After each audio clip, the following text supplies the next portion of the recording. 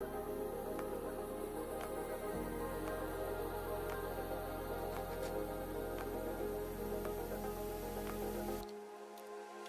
I stay, would you run from me? If I go, would you be happy in the end? So is it all for nothing? Was it all for nothing? Those memories, was it all for nothing? Was it all for nothing? So is it all for nothing?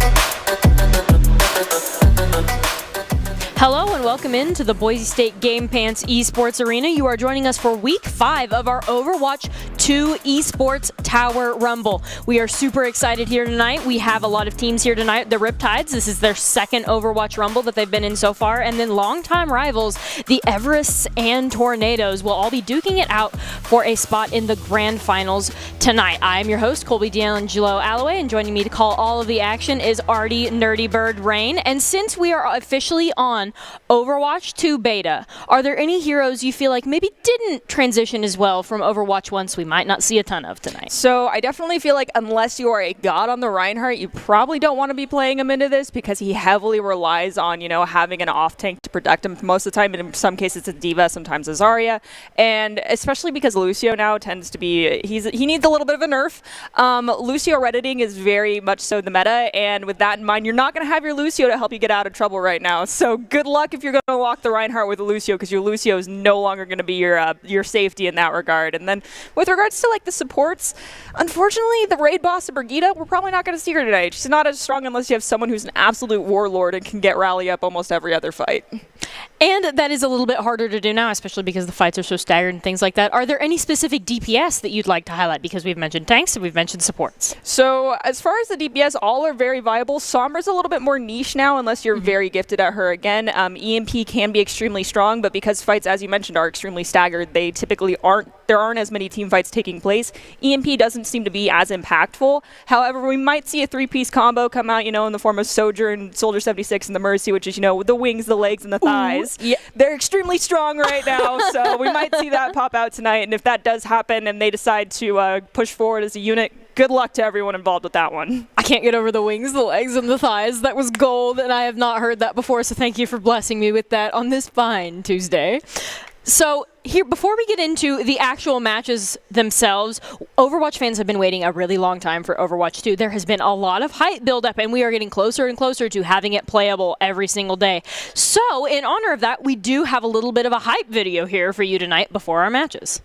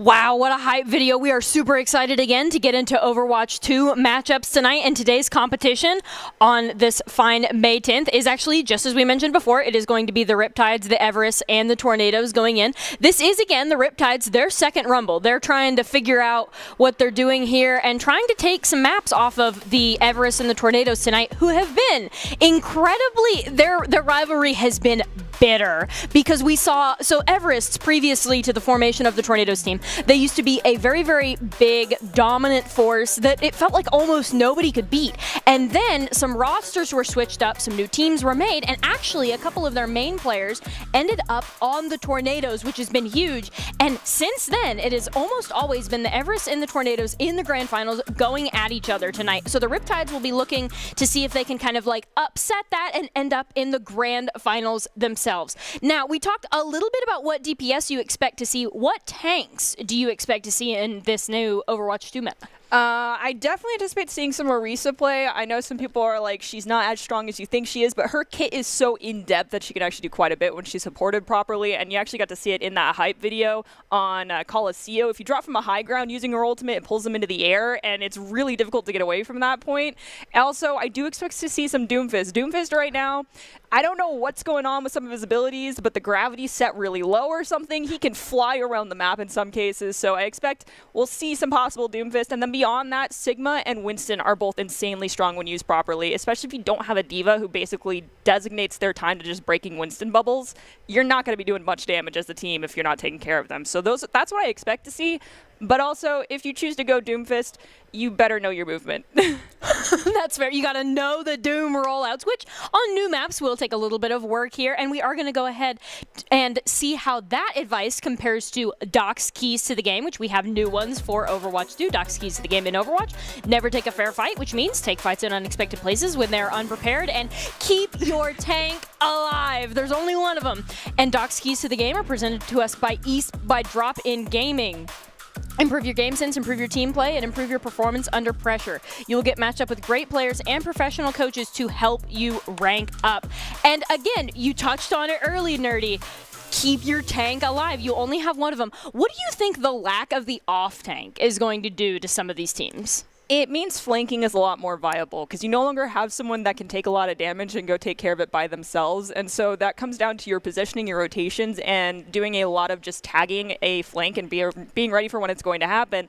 And that means when you recognize what's going to happen, your team needs to either push up and go take on the front force of the team and get out of the line of sight of the flankers, or your team just, kind of backs off a little bit and you send two people to go take care of those flankers. Because either way, either your front line or their front line is not going to have all the power that's necessary in order to take a full team fight, so it's going to slow things down. You might even stop a full team fight from happening, but it's definitely making sure you're keeping an eye on flankers.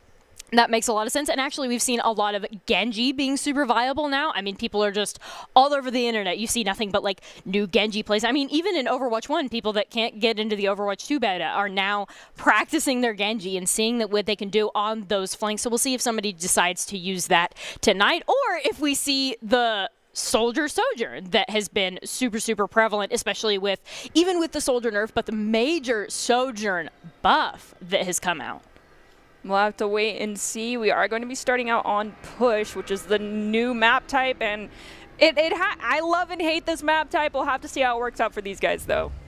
What do you love about Push? I love that you can really extend overtime. I mean, I've seen a map completely swing from a team that almost got to checkpoint 3 to the other team getting it all the way to their side. However, the downside is that typically whichever team gets the first fight and pushes that robot at least 10 meters to begin with is the team that ends up winning, just because of how long you have to actually escort the robot to start pushing the barrier, because that entire time that you're moving him along where there's no barrier pushing, you're not gaining any ground. So it's kind of like Control, where first fight is very determinant of the rest of the fight, but it sounds like a little bit more prevalent even than it is on Control, because it's just so hard to turn back around. And we see that 5v5 Fulcrum on the Orisa that you were talking about. Very excited to see them pull out on this Orisa. I definitely enjoy her ability to absorb a lot of damage when used properly. I mean, unfortunately, we'll lose Arc immediately. And that's unfortunate, because that's your Lucio, that's your speed, that's your backline peel. Joe is also going to go down.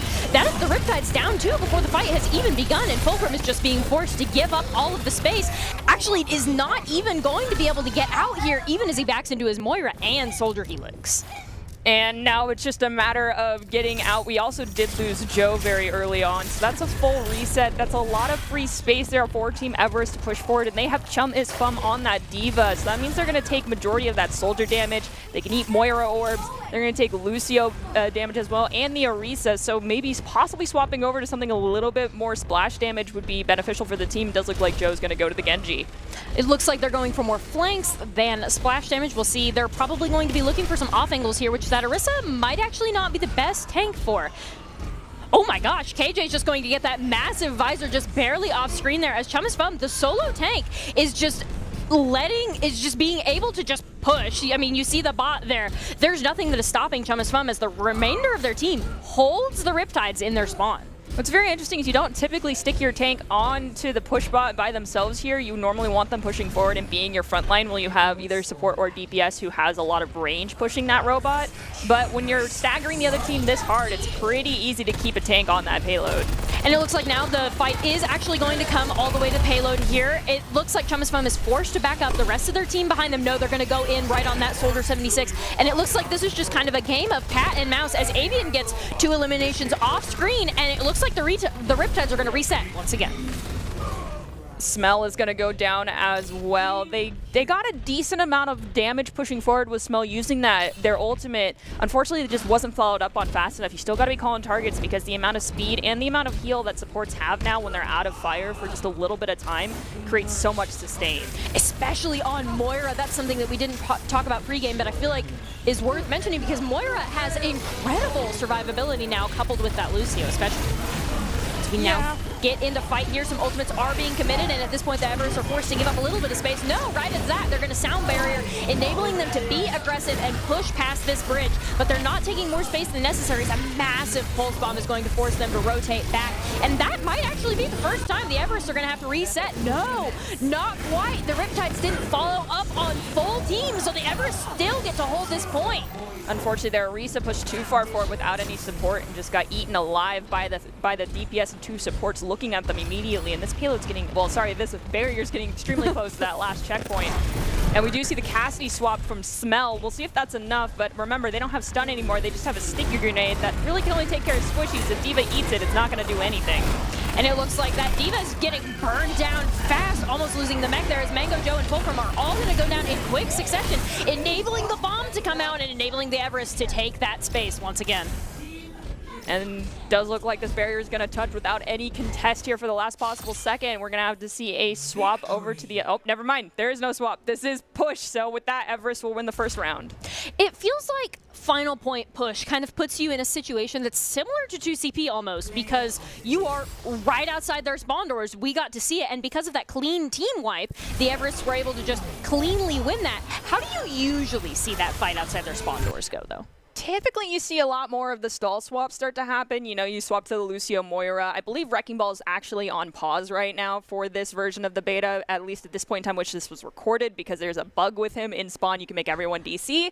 So it would have been beneficial to swap over to, you know, the Winston, the D.Va, just get out as fast as you could, swap to the Tracer and the Soldier, and just try to get a body onto that barrier to stop it from moving just a little bit, because it may not seem like you're doing much, but getting time for your team to come out does so much in this game mode. It's very important, and no ultimate is worth losing the round on, so swaps need to start happening at that point. And the point of a stall comp, again, I mean, you touched on it a little bit, it is time. It's not necessarily to, like, win that fight. I mean, it would be really, really nice if you could, but usually if you're pushed in the position to stall, there's usually, like, you have maybe 1 or 2 members max on the cart against the full 6. So you're looking to do 2 things. You're looking to trade, and you're looking to stall. And if you get those trades and if your team can consistently come out with those eliminations, then you can maybe win the fight. But it is a multi-step process, which is why stall is such a viable strategy. Like, everybody has to stall, but rarely is it successful. And we are going to go over to Kings Row as our second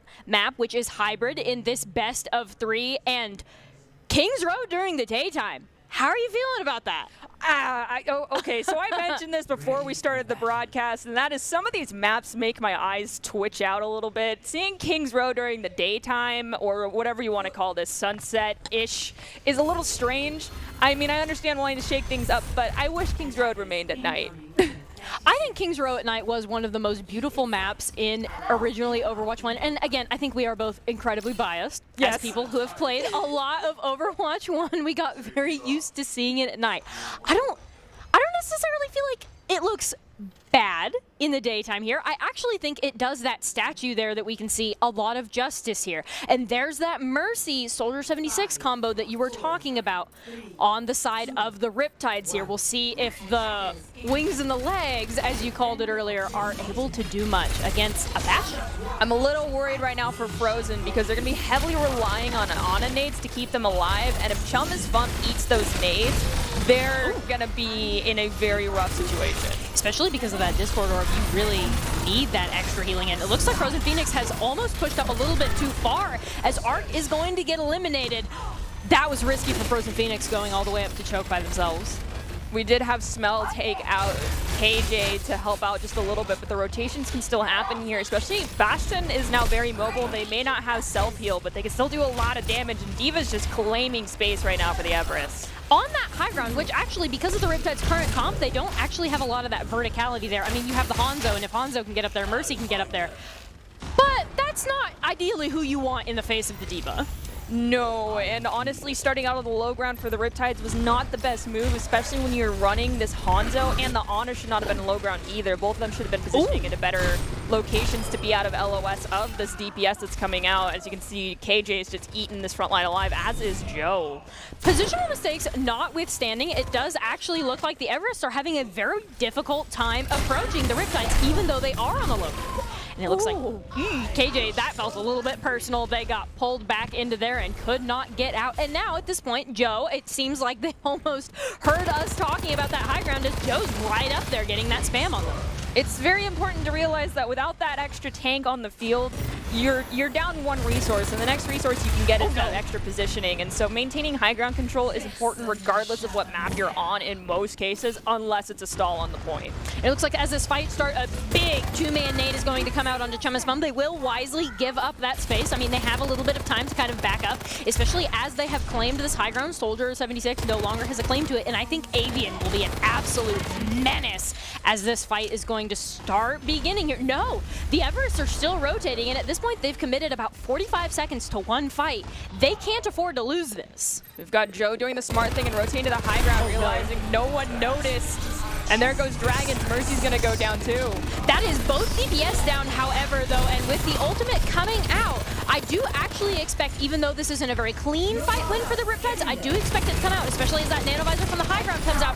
On to Yurta Zenyatta, he's looking for him. He's going to try to find the Lucio too, but too much eating right in his face. On the back of Chummas Bum, he will end up getting eliminated as Avian has respawned, but the Riptides are still throwing bodies on the point. And we do hear the Orisa ult come online as well. They're so low right now. Stressful. That Mercy is doing their best from the sky, but the issue about being in the sky is there's a Widowmaker. So even though the ultimate is super valuable, it looks like the Riptides will finally have to back up and give them space. And honestly, not a bad hold on the side of the Riptides, especially considering they didn't take advantage of that high ground, and they just did this from low ground, circumventing the Everests. Do you think more sustained in the support lineup would help the Everests push more like they'd like to? I would have to say yes. While Lucio Zenyatta is a great combo, the issue here now becomes line of sight, because those orbs from the Zen are going to become pretty useless as soon as someone's out of your LOS for, I believe, 3 seconds. The orb goes away, and with how much high ground there is to hide with here, if Team Riptides decides to start using it, they can just avoid the extra damage that Zen provides. And here comes the aerial strike, and I think we might lose our Ana. Nope, they got out of it. Just barely out of it. I was a little bit worried for Arc on that Mercy there. We saw one of them go immediately over them, and I was like, oh no. But Joe is going to find Avian in that corridor, and it looks like the Riptides are going to go, or the Everest, excuse me, are going to go ahead and go in on that elimination. They are pushing this card, and they are now up 2 here. The Everest have all the ability to take all the space, except now they're walking into that Soldier 76 with that hard Mercy pocket there. They're having a little bit of a difficult time taking space, but now that the Soldier's gone, that Mercy should... No, they're going to go ahead and get that res onto Joe, which is really big, and it prompts the Tranquility immediately after that. The Everests want to win this fight. We are committing ult, we are taking space, we are on your Orisa, but it feels like the target focus is a little bit lacking as this fight goes on longer than it reasonably should, even as they're going to win. Long fights are okay though, especially when it's staggering out the defense as long as it is here, but you're 100% right. The target focus isn't where it needs to be. That Mercy took way too long to go down. It looked like for a while it was just Triplet and Chama's Fum looking at her for the longest time. But they will get that checkpoint with 3 minutes on the clock to get the last one. And the thing about a Mercy Res is you, as a Lucio, especially with no more CC in the game, you can int on that. And you can just eliminate that Mercy. I mean, she's just standing there, and she can't really do anything to stop you as the Everest are taking space in the left-hand corner.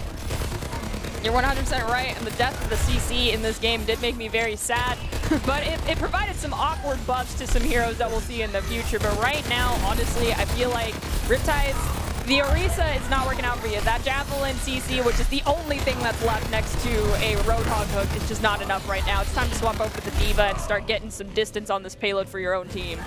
And it looks like now they're in final fight territory, still on that Orisa. The goal right now of the Riptides is trades. They're not even able to touch, though, to stall out any time. But honestly, 2 minutes and 25 seconds, that is an average hold. The Riptides did not have a terrible defense. Walk us through some small things that could have made their defense amazing. Definitely swapping off the Orisa, giving you something that has more viability, taking that forward damage coming out from the Zenyatta, the Widow, the Soldier, and honestly, using high ground control. Every single fight, it looked like the Riptides were always positioned on the low ground, which to me is not being prepared for a fight. If there is this much verticality on a point, you need to be taking advantage of that, because the more angles that a team has to look at to do damage on you, the less likely they are to all be looking at the same person. So take angles, use the high ground to your advantage, and for the love, please stop engaging or being too far forward from your tank for them to protect you. And that makes a lot of sense. There were actually also a lot of times where we would see them go down the tank and then use the ultimates, and that actually is something that the Riptides have been working on. They've been working on planning ultimates, and we see that occasionally, but sometimes we see them slip up and use an ultimate when they're down too. And that's typically not when you want to be aggressive, and usually you want to use ultimates to be aggressive here. The Everest are swapping over to that Ana Zenyatta. Do you think that duo is as good as it was in Overwatch 1? I actually feel like it's a bit more powerful now, especially due to the lack of cleansing that exists, because if they're running a D.Va, yes, they'll be able to eat it, but with the Orisa, the only thing that they're going to be relying on is using that spear spin to eat it, and if they don't eat it in time, there's nothing else that can get rid of it. There's going to be no shields coming out from the Brigitte because they don't have one, so the only option is to back off and wait for that ante to wear off if it does manage to land. So Triplet, if they can land these antes or just get it on their tank before they engage, it's going to be extremely difficult for that tank to go down, and it does look like we had an unfortunate disconnect for the Riptide, so I think we're waiting for them to get back in. And it looks like they will be back in almost immediately here as we see Smellusion loading into the game here, back on that Bastion. They're still hard committing to that strat. What does Bastion Widow need to work here? I mean, other than not getting popped by the Zenyatta. Taking angles here, yet again, is going to be one of the most powerful things that you can do. I mean, you're a bit slower moving when you're trying to get high ground control, but that's very important here. I mean, Widow can be very oppressive just being on that high ground. However, one of the things that I would suggest is the Riptides all rotate through the right side high ground going through the theaters, because, I mean, more than likely, you're going to end up with a Mei on King's Row, and we do see that coming out right now from Team Everest, and if one person gets walled off, unless it's a tank, you can say goodbye to them. So always rotating through theater and just trying to see even if there's a Mei there, and if not, you can just go through main. But if there's a Mei, everyone needs to go through that right side high ground and make sure that they don't get walled off as one person or two people. It's very important to gather that information when you can. Especially into an Ana Zen, who have the ability to insta-murder you through anti and Orb of Discord here. It looks like we are back in game. Connection issues have been solved. Smellusion now back over on that Hanzo. Double Sniper with the Mercy swap. But they're not taking the high ground, but they're getting the eliminations anyway. You can see that the Ana is on high ground. That's a very standard position to be in for an Ana, both in Overwatch 1 and Overwatch 2, is take that high ground and just rotate between those windows to stay alive. And you don't typically need to even touch point, even if it's last second stall. You can nano someone by the time there's a last man touching, and it can save an entire fight. Positioning is very important in this game compared to Overwatch 1. In Overwatch 1, there was a lot more that could help you if you were positioned incorrectly, but now with the elimination of that off tank, there's almost nothing anybody can do for you if you are out of position here, as we see Diamond Dog caught out again in that snipe there. And Reaper split from his team. This is effectively a 3v5 on the point right now that the Riptides are winning. And we do see the Nano got dropped onto Chum's Fum as well. May's trying to push forward. They're going to take a little bit of damage. Mercy's going to get hurt. May, yes, there goes the crowd as he's staying on point. And the May Blizzard, so this might be a reset. It looks like Smelusion was just barely unable to climb that wall at first. It looks like they're committing ultimates, even though they are down one support. They do still have their Ana straight down main. We see that Orisa trying to put in some work. Chum's Fum is very weak on that Diva, just hanging on by an Orb of Harmony and a prayer. But Smelusion is looking for Diamond Dog again, is unable to find them, but Chum's Fum is out of mech anyway. Somebody get that Zenyatta. He's just on the point. He's there for your sniping. No, they will be unable to get him, and I think that might be a lost fight there. They did take out Diamond Dog, and it does look like the Riptides are going to lock this down finally. They got him. You got to get that Zenyatta. When they're on the point, looking at both of your snipers on the off angle, at that point, somebody's got to do something. The whole keep your tank alive is important, but when it comes to the opposite is also true. The thing that's keeping everyone else alive still needs to die. You cannot let supports live that long, because it's important to remember that they do a lot more damage than they used to, so they can be very aggressive in comparison to how Overwatch 1 used to play. But doing what we just saw Art do is never advised for any Mercy. You don't have extra sustain when everyone's looking at you. I almost want to believe that that was a misclick there, because they were like looking into the entire enemy team, and it would have been big if you could get that res, but there's no way you're going to get it looking into that entire team. And it looks like we do have a Sojourn. KJ has finally swapped over, except that Sojourn is way too aggro in their spawn by herself, so she will get picked off there as Widow is looking for that Lucio. Unable to find them so far. Yeah, and we also had two coming out of spawn, so Zen and Reaper were not there either, so Sojourn being that far up was a poor decision on their part. Avian's trying to get some distance here, but takes a javelin to the face. It's going to be forced back, but this high ground positioning here, if no one's scouting it, does look like Smell did see it, but I don't think in time. And yeah, triple kill for the Death Blossom is an unfortunate reset. There's not a whole lot you can do other than land the sleep or try to, especially because the Orisa Eat was used as the Reaper was engaging. So she didn't have it on cooldown for the beginning of the Death Blossom. We saw in the little bit at the end, she tried to eat some damage, but it was too little too late because 3 members had already been eliminated. So a great Reaper flank is going to reset that point and send the Riptides back to their spawn. Triplet. My man. It's the Reddit Lucio mentality. It's confident too strong. Unfortunately, that's just how it is. And now we get to see that amazing looking Orisa ult. It actually will not get a ton of value and will end up in Orisa going down because it is an ultimate, and no matter how cool it looks, that makes you very vulnerable. And especially with that Zenyatta Tranquility, it does not do the damage to go through the Tranquility now. So what's the Riptide's approach here into the Everests? Honestly, stop trying to just force your way through this choke point. Again, there's a high ground that you can look for. They also need to be scouting because there is a Reaper chilling out behind them. Instead, they're going to take a TP, which is creative. It might work out in their favor, but that's a lot of damage going into one spot. The Dragons gets popped, might help them make some distance, but it looks like KJ is going to be doing a lot of damage.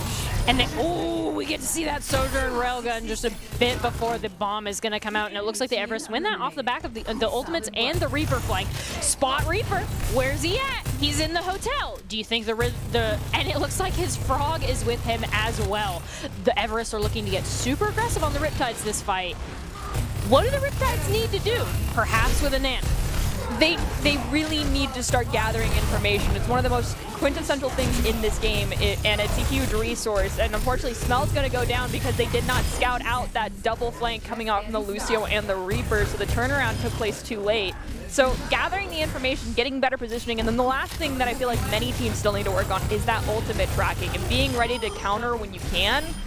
Because it feels like when these ults are dropped, they're not ready to either use an ability to get out or use one to stop the ult from happening. And just relying on one ability is not enough because you can't always 100% expect your Ana to land asleep. So you need to have the follow-up, which would be a Javelin in this case, or even a Boop to be ready to counter that. That Sojourn gun just sounds scary as we see it doing all of that damage in melee range. At this point, the Riptides are in final fight territory. They have to win this or they lose King's Row and the best of 3 here. And it looks like they're not getting the trades that they need to so far, even as this ball sustains on point. They're just walking into all 5 members of the Everest, and there's not a ton you can do as a solo ball here. So the Phoenix will get taken out. And ball did spin to win as long as they could, and with that, the Riptides, unfortunately, will not be able to win this one, and Everest, as you said, will walk away with the victory in the series, correct?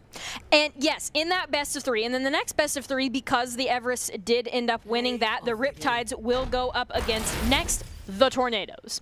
And then the winner of that will go up against the Everest in this best of 3 matchup tonight. I am personally hoping for the Tornadoes versus Everest rematch, especially because the Tornadoes going into this week 5 Overwatch 2 Rumble, they're down Bonesaw. So the Everests winning this match 2-0 is step 1. All right, so let's see if they can do it, if they can overcome the team. I mean, being down kind of an important player like Bonesaw can be a kind of an Achilles heel moment, but it's also important to be able to say, see, we can do it without you.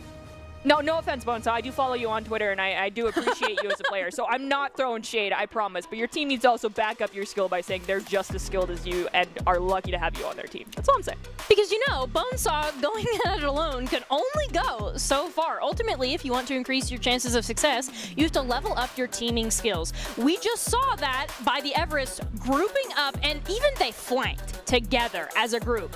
And you can see how talented these players are, and the Esports Tower really takes the time to create teams of well-matched teammates. And I'd like to do a shout out to the coaches, and if those of you watching haven't checked out Esports Tower clubs yet, you should. It's a fast track to rank up. And just as your reaction to that last game, before we go into the break, what are your big takeaways? Definitely check your angles. Yeah? I mean, there's less people to account for now. You don't have to be looking for a sneaky Reinhardt. If you only see 3 people in front of you, you know that there's 2 somewhere else and you need to look for them. I mean, it should be a dead giveaway at that point. So check your angles, utilize the high ground better, and start tracking ultimates. They're even more important to be able to counter them in this game than they were previously. Okay, and with that, we're going to go right to a break, and hopefully some of these teams will check more of their angles.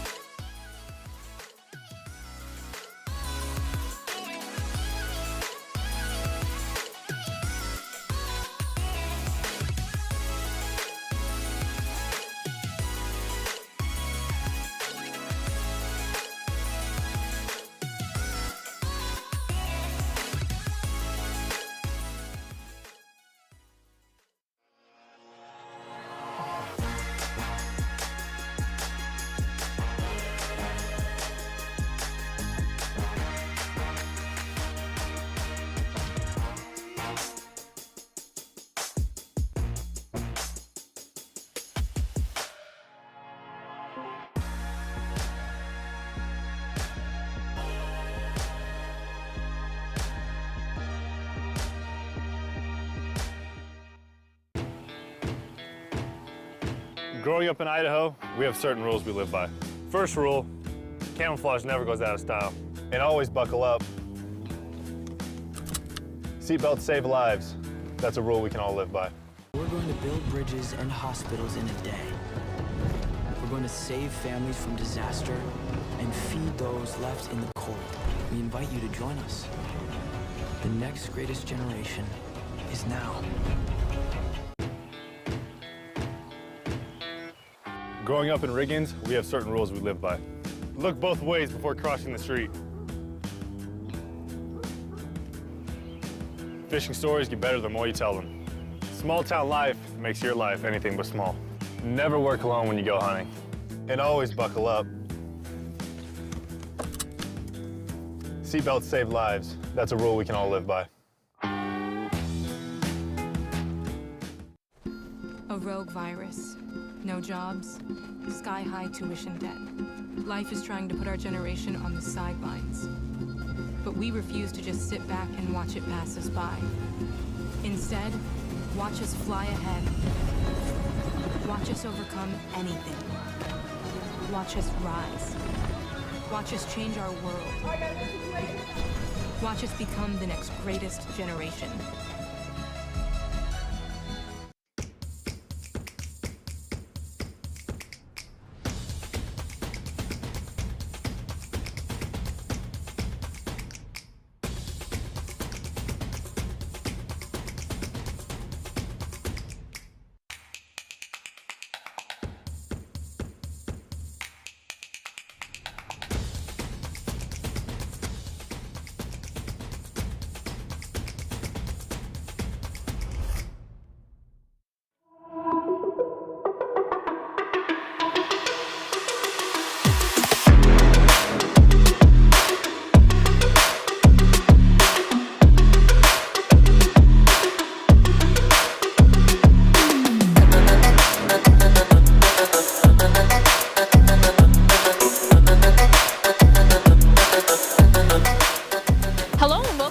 State Game Pants Esports Arena. You are currently watching our Esports Tower coverage of the Week 5 Overwatch 2 Rumble. We are, again, super excited to be doing this Overwatch 2 Rumble. You just watched our first best of 3, which ended up with the Everest coming out on top against the Riptides, who now have to go up against the Tornadoes, who have been the dominant, almost indisputed champions of these Overwatch 2 Rumbles that we've done so far. I'm still your host, Colby D'Angelo Alloway, and joining me to call all of the action is Artie Nerdy Bird Rain. And tonight, you've talked about watching angles, but what does it take to do that? As you're watching the angles, you still need to pay attention to the front line. So how do you balance that? I mean, you don't need to send a tank to go check angles anymore. I mean, previously It always was like, okay, go send the diva to take care of it, but now your diva needs to be the one on the front line. A support can check angles. I mean, you are able of sustaining yourself in a 1v1.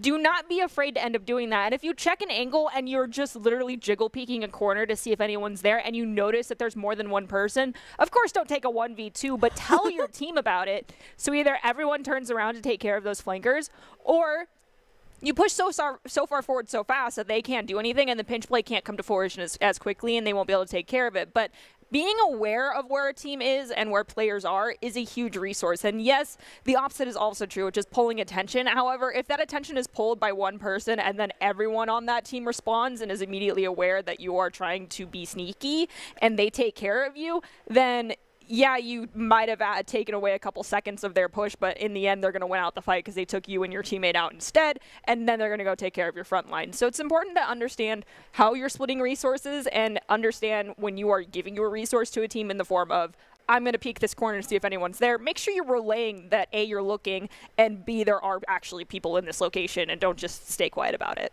And there are a couple of supports, just like you were mentioning. You don't want your solo tank to check these angles, but there are a couple of supports that are pretty good at doing exactly this. One of them is the Mercy, because she can just jiggle peek the angle, right? And your Mercy's not going to take the duel, obviously. But a Mercy doesn't need to be looking at her team to get value. And so that's huge in checking these angles. And the same is true for Lucio. But he might actually win the duel there. Oh yeah, Lucio can win a duel, Zenyatta can win a duel. In Ana, if there's two sleep, one of them call your team over and then throw the anti-nade down. It's going to take care of both of them almost instantaneously. There are very few that cannot take a 1v1 or be prepared to slow down a 2v1 to get your team to come help out. And the one that obviously can't really sustain through a 2v1 is a Mercy. So you just use your Guardian Angel after you recognize there's people there, get out and have your team go take care of it. You provided the information to your team. You've done your job. Just like peek. Oh, there's people there. Goodbye. And with that, we're not just giving this advice for these people to win. These players are also actually getting a lot of rewards here. And those rewards come in the form of scholarships. So we want to take a moment to congratulate all of the Esports Tower Club members who have graduated from the clubs and have been offered scholarships across the country. Over the last 3 months, Esports Tower Club members have received over 1.6 million in scholarship awards. These students have not only worked hard on their in-game play, but worked hard academically and have earned these scholarship opportunities. We could not be more excited and proud to see all the amazing opportunities these players are getting. So we're not just giving you this advice to get better at the game, we're doing this for the end goal of going to college, getting those scholarships, doing those amazing things. And with that, we do have Doc's keys to the game, which in Overwatch 2 is to never take a fair fight, which means take fights in unexpected places when they are unprepared and keep your tank alive. And Doc's keys to the game are presented today by Esports Tower. Score pro advice at esportstower.com. Improve your game sense, improve your team play, and improve your performance under pressure. You'll get matched with great players and professional coaches to help you rank up. So all of this is going somewhere, but where it's going most immediately is our next matchup, which will end up being the Riptides versus the Tornadoes. So we've given a lot of advice to the Riptides in particular. What do the Tornadoes need to do to come out on top and get their Everest's rematch? I feel like it's the exact same thing, which is, utilize the high ground, make sure you're spreading out resources appropriately. And the last thing that didn't really come to fruition too much in that last game, it is both tracking ultimates and using your ultimates appropriately, because you can't drop 3 ults in a team fight anymore in this game unless you're planning on staggering out the enemy team for the next fight and a half, because there's only 5 ults now. You can't go 3 and 3 split with your ultimates. And over-ulting is a huge thing that is a problem right now as far as Overwatch 2 scrims and pugs have been experiencing thus far. And what are some of the biggest ultimates you see overcommitted? Definitely support ults. Double support ulting is still majority a no-no, unless, like in Ana, getting a nano and using it immediately. If you're good at Ana, you can almost get it every fight, but you got to make sure that it's actually going to give value. You just can't nano your monkey to go in and then everyone on the other team just uses Lucio's speed and gets out, because then your monkey is going to be landing and being like, okay, what do I do now? And there's that Sojourn that you were talking about. It does not have the Pocket Mercy, but they do have the Ana. Is Nano as valuable on a Sojourn as it is with, like, say, a Nanovisor? Oh, yes, it can be just as valuable. I mean, we've seen Lyric in the past. They're a fantastic hit scan player and projectile-based player. So if they're in line of sight, and unfortunately I would not suggest doing it in this corridor because there's so many places that they can hide, but if it's a very straight angle with not a lot of places to hide, go for it. Nano your Sojourn. And it looks like as the monkey jump, that means the fight has started. Going in, we see his bubble being popped. Almost takes a little bit. He gets slept in the backline, but immediately woken up. But that wake up is not actually going to do a lot to save his life there. And now at this point, the Riptides can be aggressive and go in on the Tornadoes, who have been previously our undisputed champions of Overwatch 2. They have lost both of their DPS. We did lose Arc, but losing your Lucio isn't as bad a deficit when you have a team that moves as quickly as the Riptides have right now.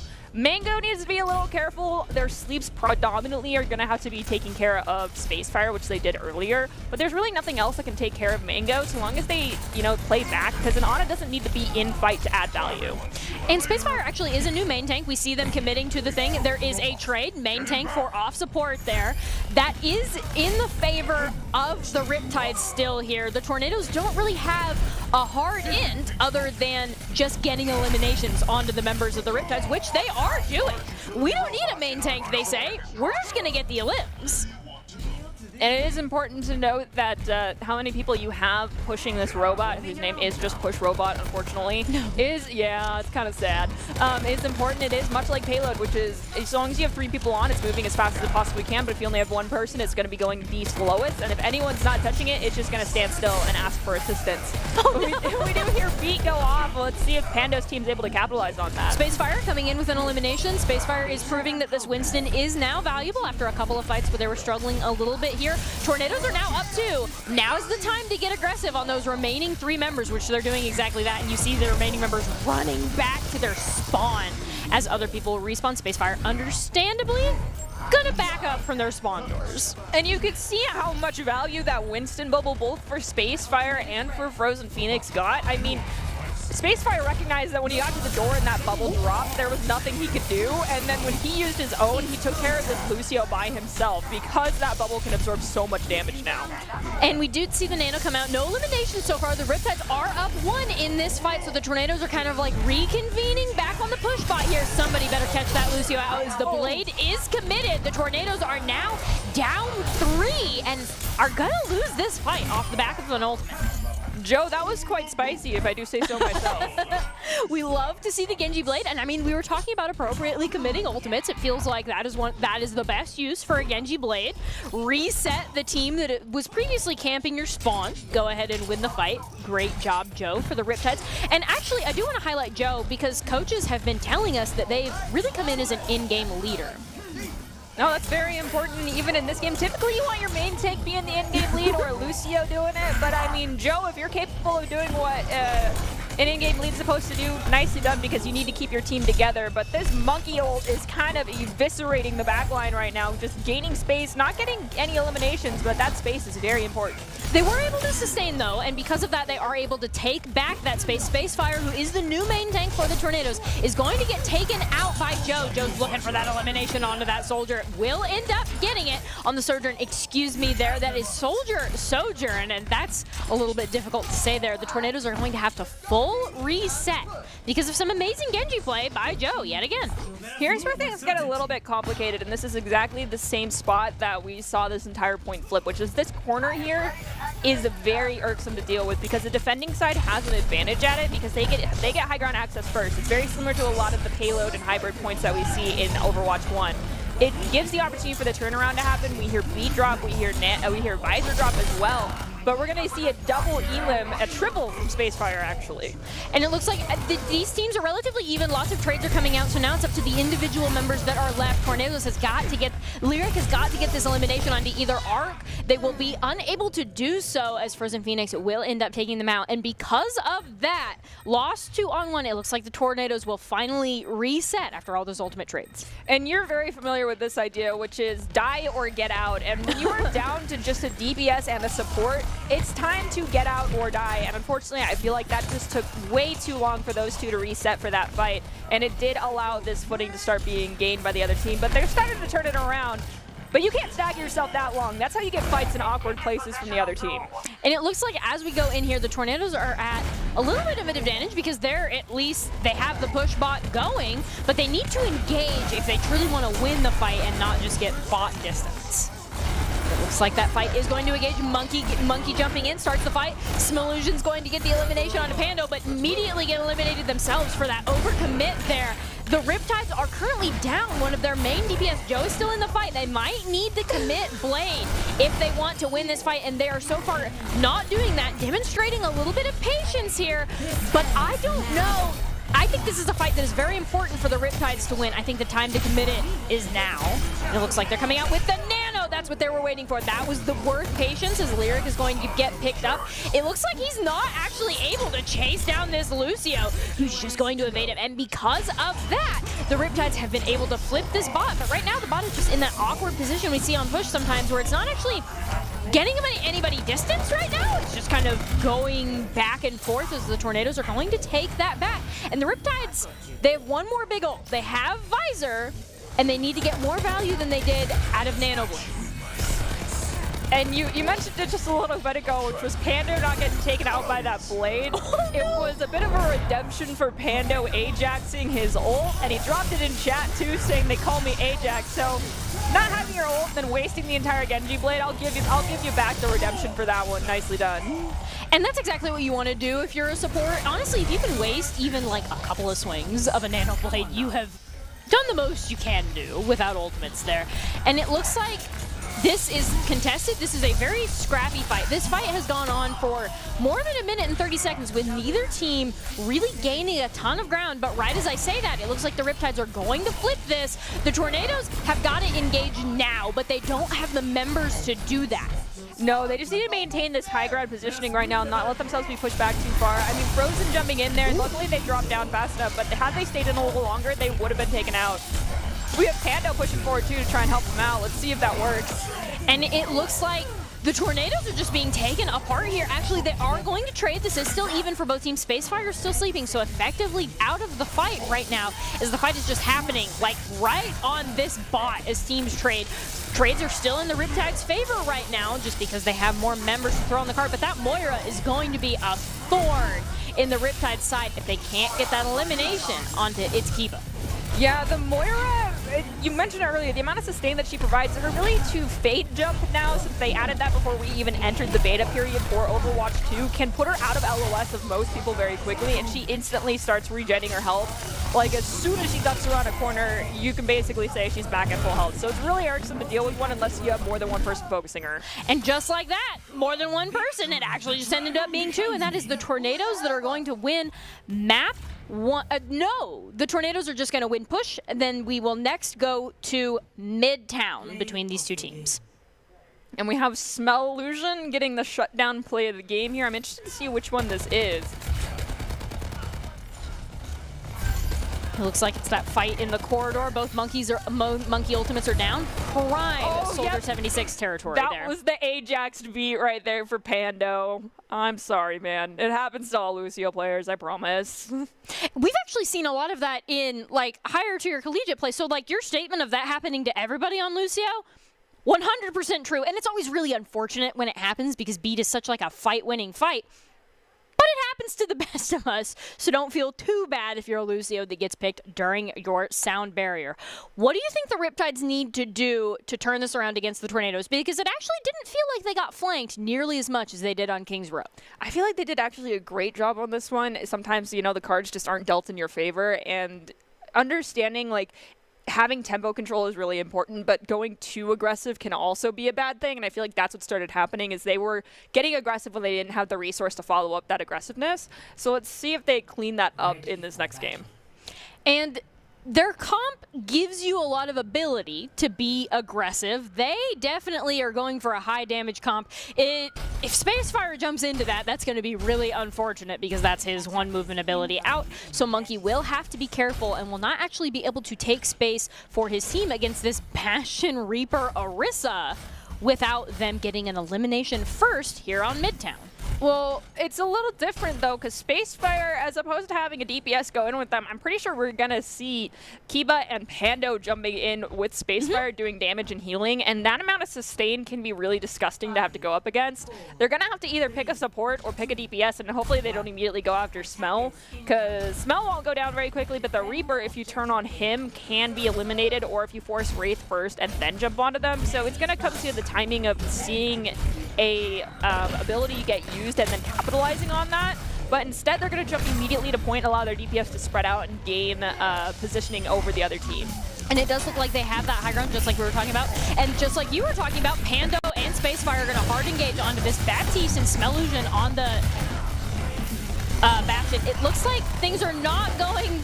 Things are going to go the way of the Tornadoes there as Pando and Spacefire both get some eliminations, but not onto the Bastion. They saw that Baptiste and immediately switch target focuses, as you should. Spacefire is just on a rampage. I was a little bit worried about them on the Monkey, but they're actually putting in a huge amount of work, especially because the Riptides were split and not all of that damage was together.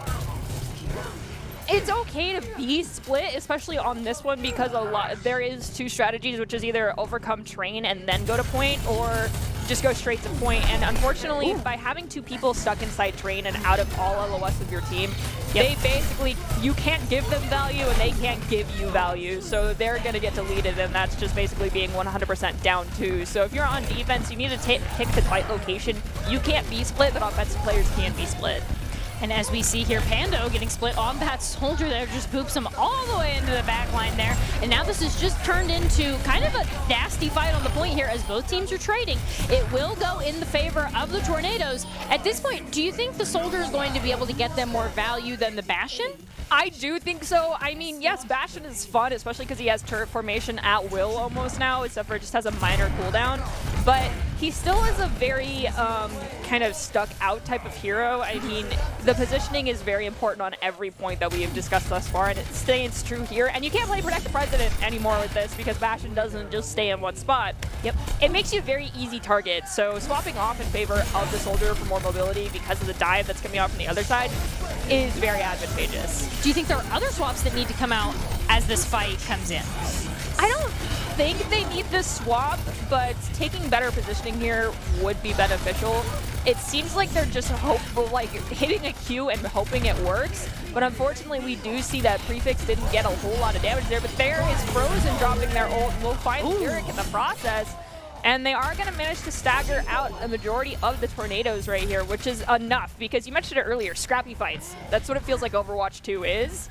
And that's what you want. Scrappy fights and hunting people down. I mean, so much more of the map gets used in Overwatch 2 compared to Overwatch 1 because everybody's flanking and you need to like play like Minesweeper almost to like find all of those people that are flanking because fights are just split. Split Lyric is going to get that elimination onto Arc, which enables the Tornadoes to go in and take a lot of space, but Frozen Phoenix doesn't want to give this up, even walking forward with their own Orisa, and with that Death Blossom in your backline, that fight has been flipped in the favor of the Riptides. So something tricky will need to come out if the Tornadoes want to win this and earn the right to push card again.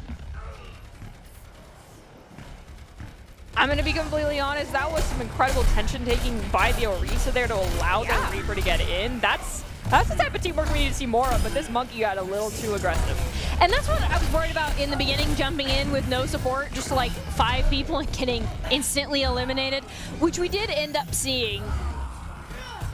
But that's very much not been the entirety of Spacefire's experience on Monkey, because actually they've been having a pretty good time as long as their teammates follow them up. So on the approach for the Tornadoes here, what do they need to do?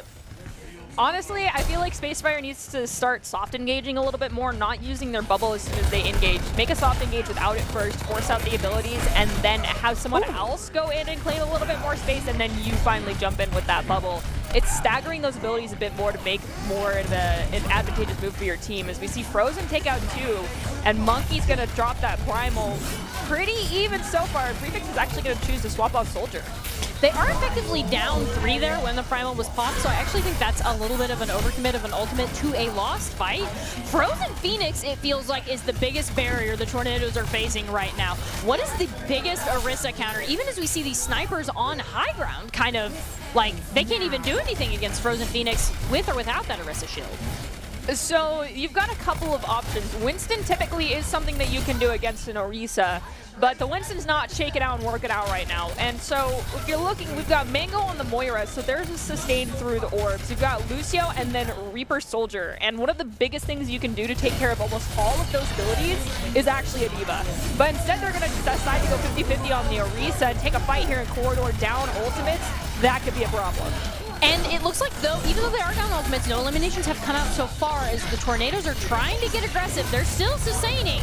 No eliminations have come out yet. Actually, Arc and Prefix are going to trade. Frozen Phoenix is the first one down, so the Tornadoes do have the opportunity to push this as they still have their main tank, but they don't have that Lucio speed to really get them in. This Mango's going to go ahead and take that down. Whoever wins this hit scan duel at the side, I think, is going to determine this team fight. And it looks like they're just going to soft reset there as the Lucio comes out. Spacefire is finally eliminated, which I think is a fight end for the Tornadoes. We do also have attack visor coming online for Smell here. They might be able to pick up one. Instead, Mango's going to take out Lyric. I mean, we're going to call this a zoning ultimate, and in a game that's like how Overwatch is currently playing, which is an arena shooter, using something to zone out people when there's 30 seconds left is huge. Zoning visor gives you a little bit of space here, as now the Tornadoes have to think about their next approach. What should they do? I mean, they're forcing people off high ground, which is huge, but they need to start gaining a footing here. Get 1 person or 2 people on this payload and have the rest go clear out high ground. Instead, they've just been trying to take the high ground fights consistently, and they're throwing themselves in like a spear, and you don't want to do that. You want to take a 2-prong approach and try to pinch people off as opposed to all the damage being funneled in one spot. Because Overwatch 2 is a much more split game. You can do splits like that. You don't need everybody on the card. And this is very reminiscent of Gibraltar, where you have the high ground and the low ground. And on Gibraltar, if you win the high ground fight, you essentially get to push the cart. But the Tornadoes so far haven't been winning that high ground fight, as they're going to get picked off on this cart in overtime. And at this point, I don't even think Spacefire can get there. Well, it's just like Gibraltar, though, where it takes so long for people to get down onto that payload that if your team decides to put everyone on it and just get it through that underneath corridor, they would not have taken a lot of damage and could have gotten it out of that really gross area to be taking fights and having to balance between high and low ground. Space. If they just decided, okay, let's put everyone on payload real fast and get it out of this underneath area and get it moving, or put 1 person down there and just try to take attention on the high ground as opposed to committing to a fight on the high ground. And we do see a little bit coming out in the chat there, and we see Space on that on that monkey and on that Orisa. It felt like they got a lot more value on that monkey as opposed to the Orisa. Do you think, you mentioned D.Va, what do you think D.Va would bring specifically to space? I mean, taking abilities away from the other team, because everyone is guilty of when they see a tank coming at them or even a DPS of throwing as many abilities out as they possibly can. And most of these abilities can be eaten by a D.Va. So there goes most of the util from anybody. And if they're not feeling keen on the D.Va, go to the Doomfist. I mean, yes, his absorb only knocks down, I believe, 50% of the damage, but it does give you then a punch that does way more damage if you absorb enough. So using your own util to take away multiple of the other team can be very huge. So we'll have to wait and see if they're going to stick with the Orisa and just use Spear Spin, or if they're going to swap to something a little bit more mobile. I mean, Orisa v. Orisa is fine, but it comes down to where the damage is being landed by your team. It looks like the Tornadoes are going for another high ground hold, except instead of a Bastion, they have a Junkrat, which again, another high damage comp. But the Riptides so far aren't playing grouped up enough for that Junkrat to get a ton of value, even as he spams it in. Kiba, however, is going to get an elimination on the Smellusion. And I didn't talk about it earlier, but Junkrat for some reason is disgustingly viable despite his trap being nerfed a bit, because it doesn't do a whole lot of damage and it actually doesn't hold you in one spot. It kind of anchors you and slows you down. But as you can see here, he gets a disgusting amount of value if you know where to land your landmines. And they actually pick up, I believe, assisted with 3 out of those 5 kills on the point. And especially when they're all coming through that building there, I mean, that's where Junkrat does his best. I mean, in this train where it's enclosed, but also in that building on point where it's enclosed. So I actually do think, though Junkrat is somewhat of a niche pick, I think, in Overwatch 2, this is definitely one of his niches that he's looking for. Yeah, and anyone that's wondering, yes, we are playing pre-patch. That's why the Junkrat's able to get on top of the train. If you're trying to mimic what we do see Prefix doing here, getting on top of it, you can't do that anymore. It has been patched. Just a heads up. And there was a little bit of a discrepancy with whether or not that train is a viable option to go into here, as they're just going to hard commit into that train, but they can't actually do anything against that Junkrat, so that's just a lot of damage, especially with that Zenyatta Discord there. The Tornadoes are just picking them off in that train before the Riptides can even engage, and I think that's fight over. It most definitely is. We got Prefix jumping over, doing a lot of damage again, picking up a 3-piece for themselves. I think pushing through train is just not the strategy here, and they need to swap things up just a little bit and stop going all in one spot in one conga line. And I do think, as you can see, the Junkrat is repeatedly jumping back over that train. It gives him a lot of mobility here that they won't necessarily have in future patches of this train. And even like underground, the Tornadoes have a very dominating hold. What specific strategy do you think would break this, other than, I mean, not going through the train? Going with a more mobile comp, I mean, they're borderline mirrored here, except for, actually, no, never mind, I am dumb. They are mirrored on the tank front, but if you're going to stop trying to push through train, A, and B, honestly, at this point, because the Junkrat, all of the damage from a Junk can be eaten by a D.Va, or can be eaten by an Orisa. Orisa needs to be using Spear Spin at the right time. See, you can't get up here anymore. Orisa needs to be using Spear Spin at the right time, or they need to be swapping to a D.Va to take away a lot of the value that Prefix provides, and just send a D.Va after them to take care of them. However, Prefix is going to finally go down to Reaper, but the Total Mayhem after fire will take out Mango. And taking down Mango is a worthy trade, especially if you're a Junkrat. I think that will be the end of their .1 hold, though, just because you lose that Junkrat and you lose that hold. And so now the Riptides, where do you think the Tornadoes' next hold should be? They are already in position to do that hold, which is this high ground. I mean, they're going to pull a lot of attention from up here, and so long as they can start getting picks prior to this payload getting underneath them, they're going to be in a nice position to maintain a lot of time up here. However, Pando going down immediately before the fight's even fully instigated is going to be a problem, because that Discord orb does so much for the team. But that's both supports down on Prefix, so I actually think the Tornadoes do get to hold this. I think the Visor was a little bit of an overcommit, especially with the Orisa 2v1 in the room there. I don't know if we needed that, but it was a nice bit. The Visor wasn't committed, excuse me. Good. I thought it was too. Good then that he didn't there against that Orisa, especially with his own Orisa there. And now this is obviously a very difficult position to push. And like you said, you could theoretically just get everybody on cart and go it through low ground, but the cart has to move forward a little bit more. And the Riptides still have yet to knock the Tornadoes off of their high ground. And we have Space actually positioning themselves quite far forward, so they're even going to go in front of that high ground. You see Anna's on the opposite high ground on one of those patio awnings. So they are taking as much of this resource of the high ground as physically possible for their team. We hear Attack Visor go out. There goes the ultimate from Marisa as well. Arc will go down. I think Moira, yes, Mango's going to go down. The Lyric does get taken out by Joe, but they're already up by 1. Spacefire's trying to 1v1. They're at low health, though. Frozen's low health, too. Both of them are so low. That was quite the Orisa duel. Joe is going to come in and get the final elimination onto Spacefire there. The Tornadoes, their high ground hold has been broken here, but they do still have the Soldier there, so the Riptides can't quite approach and be as aggressive as they want, but they get cart push. The Tornadoes have one last fight. What do they need to do? Honestly, I feel like exactly what Smillusion's doing right now, which is just peppering damage into all these corridors where someone could be possibly positioning themselves to try and get to pre-fight position.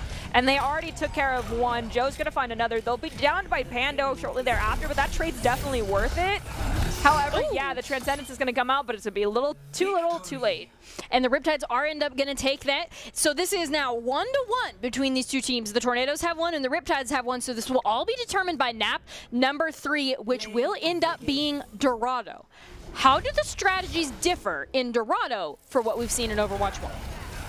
They're not super different. I mean, there's a little bit more room for creativity. You're not going to see any sort of double bubble action anymore, but definitely taking advantage of getting people off the high ground is important here, but also you can just drop someone on cart and then go let everyone else handle high ground and you just chill out there. I mean, you don't feel like you're adding value, but you're doing the most important thing, which is push the payload. And you'll just watch as your team kind of like circles around the high ground and then they're over, you know, on the right side where that mega pack is, down in like that hole in the ground area, and you'll just chill out on payload, and as it gets past Archway, your team just kind of slowly pushes the defending team towards the payload and then you pinch them off. That's kind of the main strat that I've seen used on Dorado. And so, as we get into this final map in these two teams tied 1-1 in the best of 3, what do you think the Tornadoes need to clean up? Because previously they've been the almost undisputed champions after the Everest had their time. The Tornadoes have had their time. What do they need to clean up to get back into that champion spot? This is going to sound very toxic, and I by no means mean for it to be, but stop dying before a full fight starts. Position better, yes, says Nerdy Bird. Be aware of where you're standing, and if someone can get damage on you, don't stand there. And Dorado, it is honestly, it's a little bit shocking, just like with Kings Row, to see it during the day. But I actually am a really big fan of this Sunset Dorado because I feel like the warm color palette, Dorado already kind of has that on these outside everything, and so I feel like it just looks beautiful.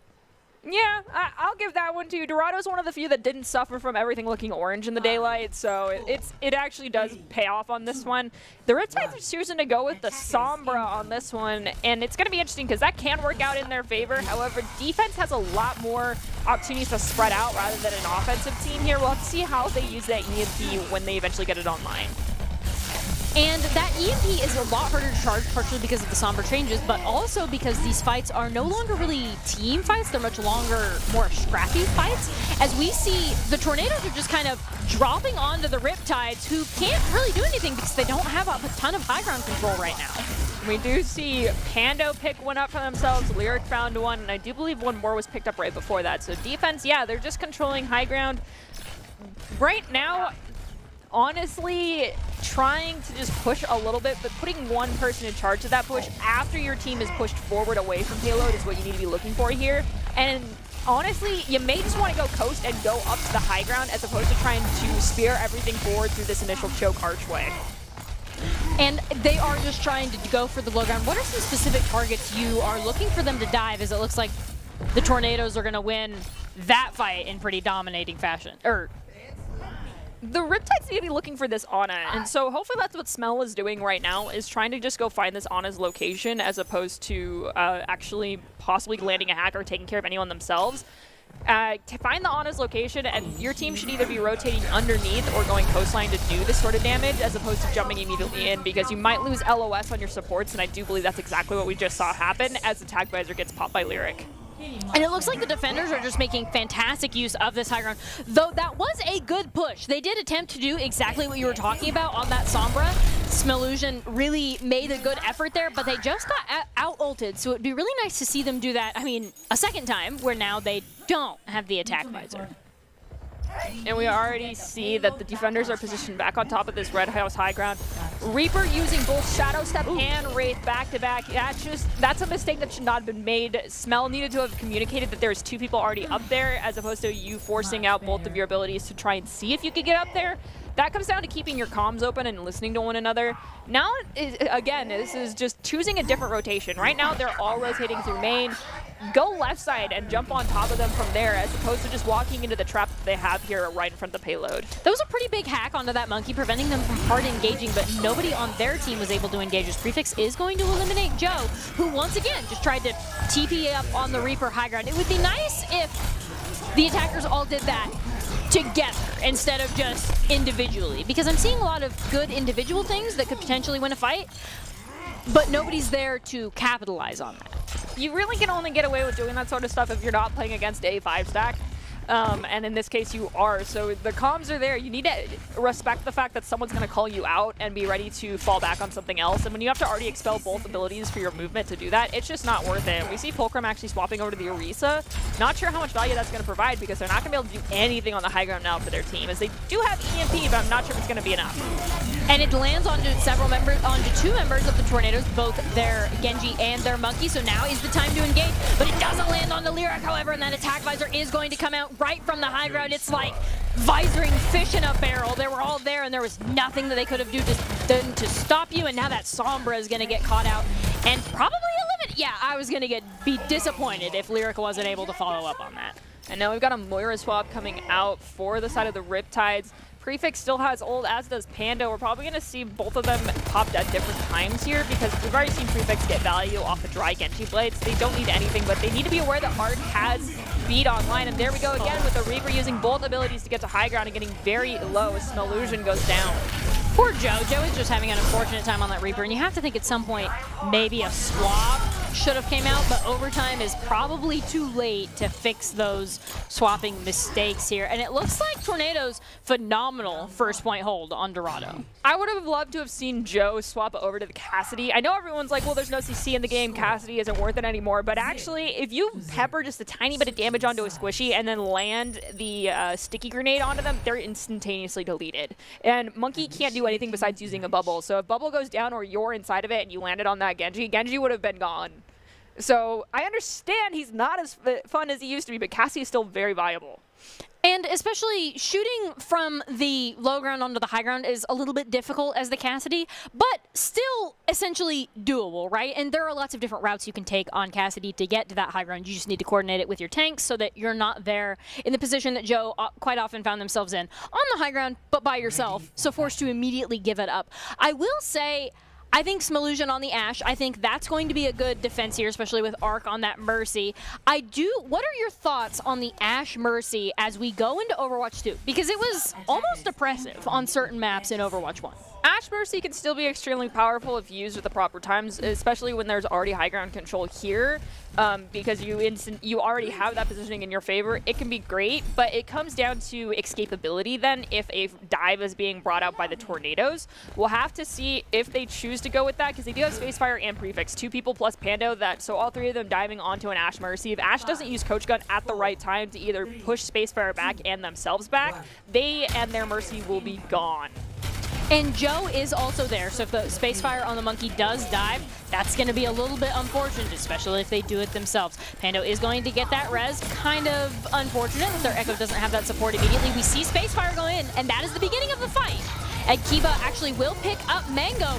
The Tornadoes are just tearing into the Riptides before the Ashe Mercy could even get any eliminations or value whatsoever. There was actually a huge dynamite there, but unfortunately the pushback from the enemy team was just too much for it to be capitalized on right away. And we got Lyric already pushing themselves up onto the high ground. And right there, not even a full fight goes down, and the game is over, and Riptides will walk away with another victory. And because of that, the Tornadoes actually are the ones that ended up with that victory, their slight visual glitch. Lyric is going to get the player of the game. This is probably one of their many visors from high ground onto low ground. We see Joe just, oh, that feels real bad. And especially circumventing that EMP. How did that not land on the Lyric, the one member that they were really trying to land it on here? And they just backed just barely out of range of that EMP, and because of that, the Tornadoes are going to take that. So we are getting the Everest Tornadoes rematch that, I mean, we've been hoping for ever since they became rivals when the Tornadoes first became a team. But the Tornadoes are going to struggle if they go against the Everest as they are right now. What do the Tornadoes need to clean up going into this final best of 3 for tonight? It's still going to be holding true with the taking care of not taking damage when you don't need to. And, I mean, they did a fantastic job on this last one, but if they are in poor positioning pre-fight, it's going to be capitalized on. And it goes down to respecting the enemy team and being aware that they can take advantage of your poor positioning. So let's hope that doesn't happen, but it still might. And if you want to be seen by expert college recruiters, talk directly to esports industry insiders like pro athletes and team general managers and game producers, join the Esports Tower Club. Esports Tower players get insider access to industry insights, and with our featured rumbles, recruiters are taking notice too.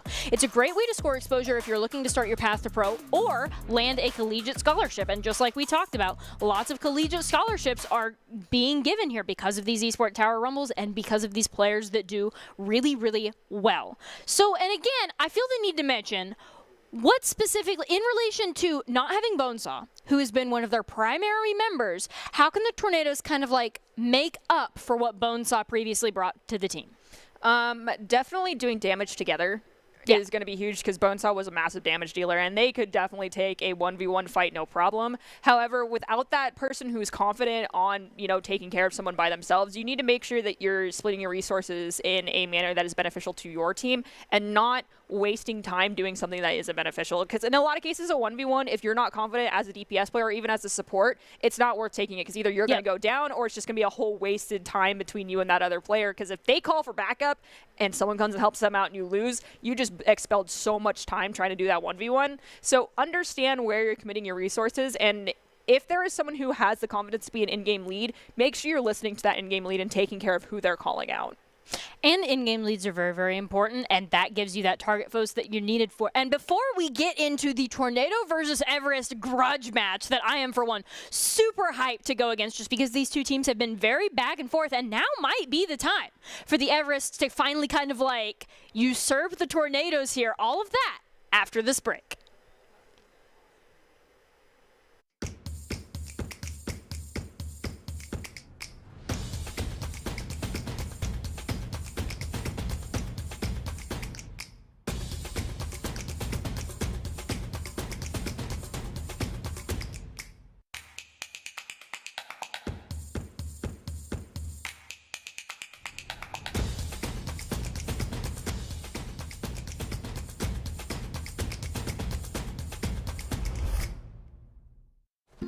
A rogue virus. No jobs. Sky-high tuition debt. Life is trying to put our generation on the sidelines. But we refuse to just sit back and watch it pass us by. Instead, watch us fly ahead. Watch us overcome anything. Watch us rise. Watch us change our world.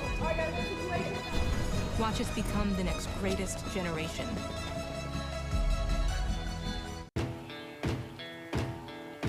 Growing up in Idaho, we have certain rules we live by. First rule, camouflage never goes out of style. And always buckle up. Seatbelts save lives. That's a rule we can all live by.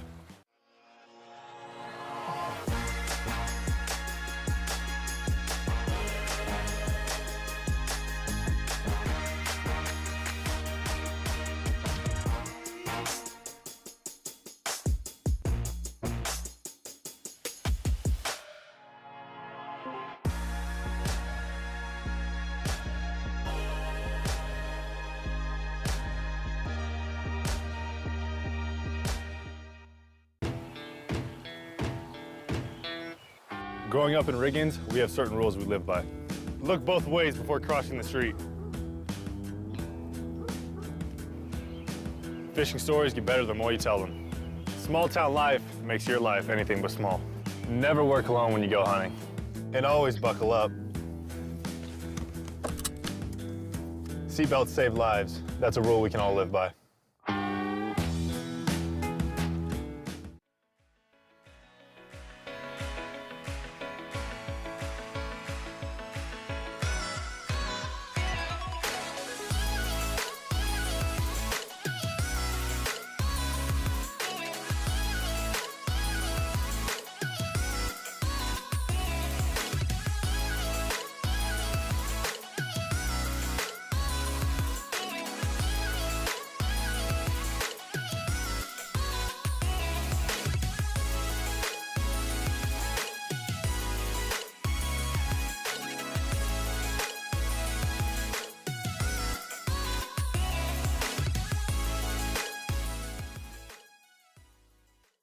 going to build bridges and hospitals in a day.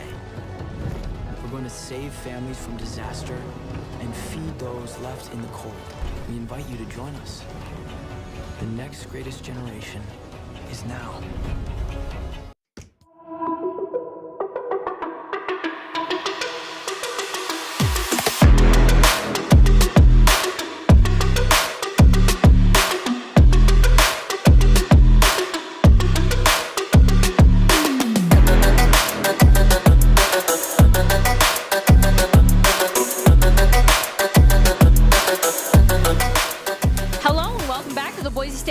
Esports Arena. You are watching our Week 5 Overwatch 2 Rumble. Right now, we just saw the Tornadoes pick up a victory against the Riptides. And so now, because of this, we get our final best of 3 for tonight will end up being the Tornadoes versus the Everests. These two teams have been rivals since the creation of Tornadoes because some of the Everest previous members have been moved over onto now the Tornadoes. I'm still your host, Colby D'Angelo Alloway, and joining me to call all of the action is Artie Nerdy Bird Rain. And tonight, it's very, very exciting because not only do we get to cast on Overwatch 2 and get to do all of these exciting things there and see new maps like Midtown, which we've seen a good deal of tonight, and Coliseum, but we also get to see the R2 Esports Tower powerhouse teams. Before it was the Tornadoes, it was the Everests for oppressive, 7 weeks almost. There was nothing anybody could do to stop the Everests, and then the teams got mixed up. And now it has been the Tornadoes that have been dominating, especially our Overwatch 2 Scrim server rumbles, but now this second Overwatch 2 rumble. And I asked you about it a little bit before the break,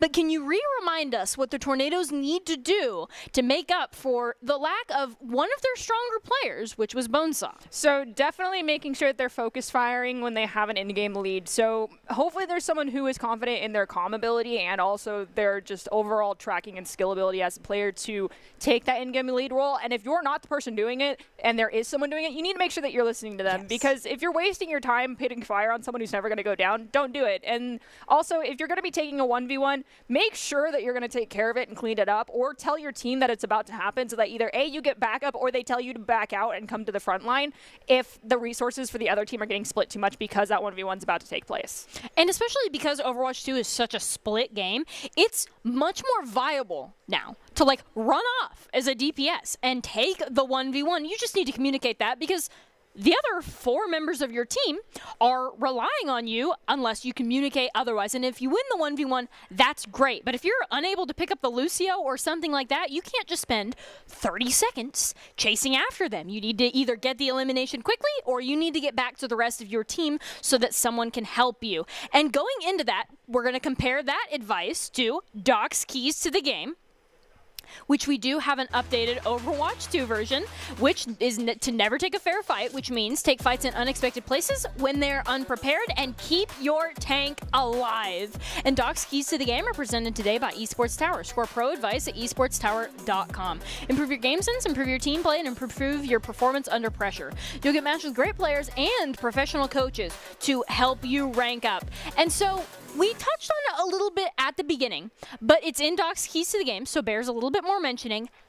How do you keep your solo tank alive? I mean, as the support of an Ana or a Moira, it's not so much the Mercy because your job is still basically taking care of your DPS, maybe providing a little bit of help to your main tank, but your supports predominantly need to make sure they're keeping their tank in their LOS and communicating to that tank when they can't see them or when they're going in and you're not even there. Because there's a lot of times where tanks will go in and just the communication's not where it needs to be, and they're not aware that their main DPS, their main support's down, so they're not going to get the healing that they need.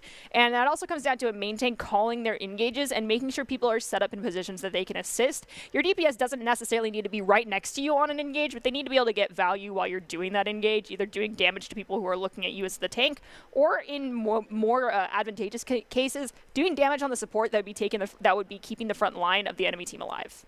And with that advice, now we know how to keep our main tank alive. We're going to go ahead and get right into game, which again again is the Everest versus the Tornadoes. This is the match I personally have been waiting all night for because I just love to see these two teams go at it because there's a lot of history there and there's a lot of players. And actually, I am told that before this, the Everests have really been trying this week to set up to take the victory off of the Tornadoes. The Everests are trying to create the perfect storm here. And with Bonesaw out of commission for this week's Rumble, now might be the time. I mean, there's no time like the present, and the Everests are really looking to capitalize on this. What do you expect to see for some team comps on this new push map that we're seeing right now?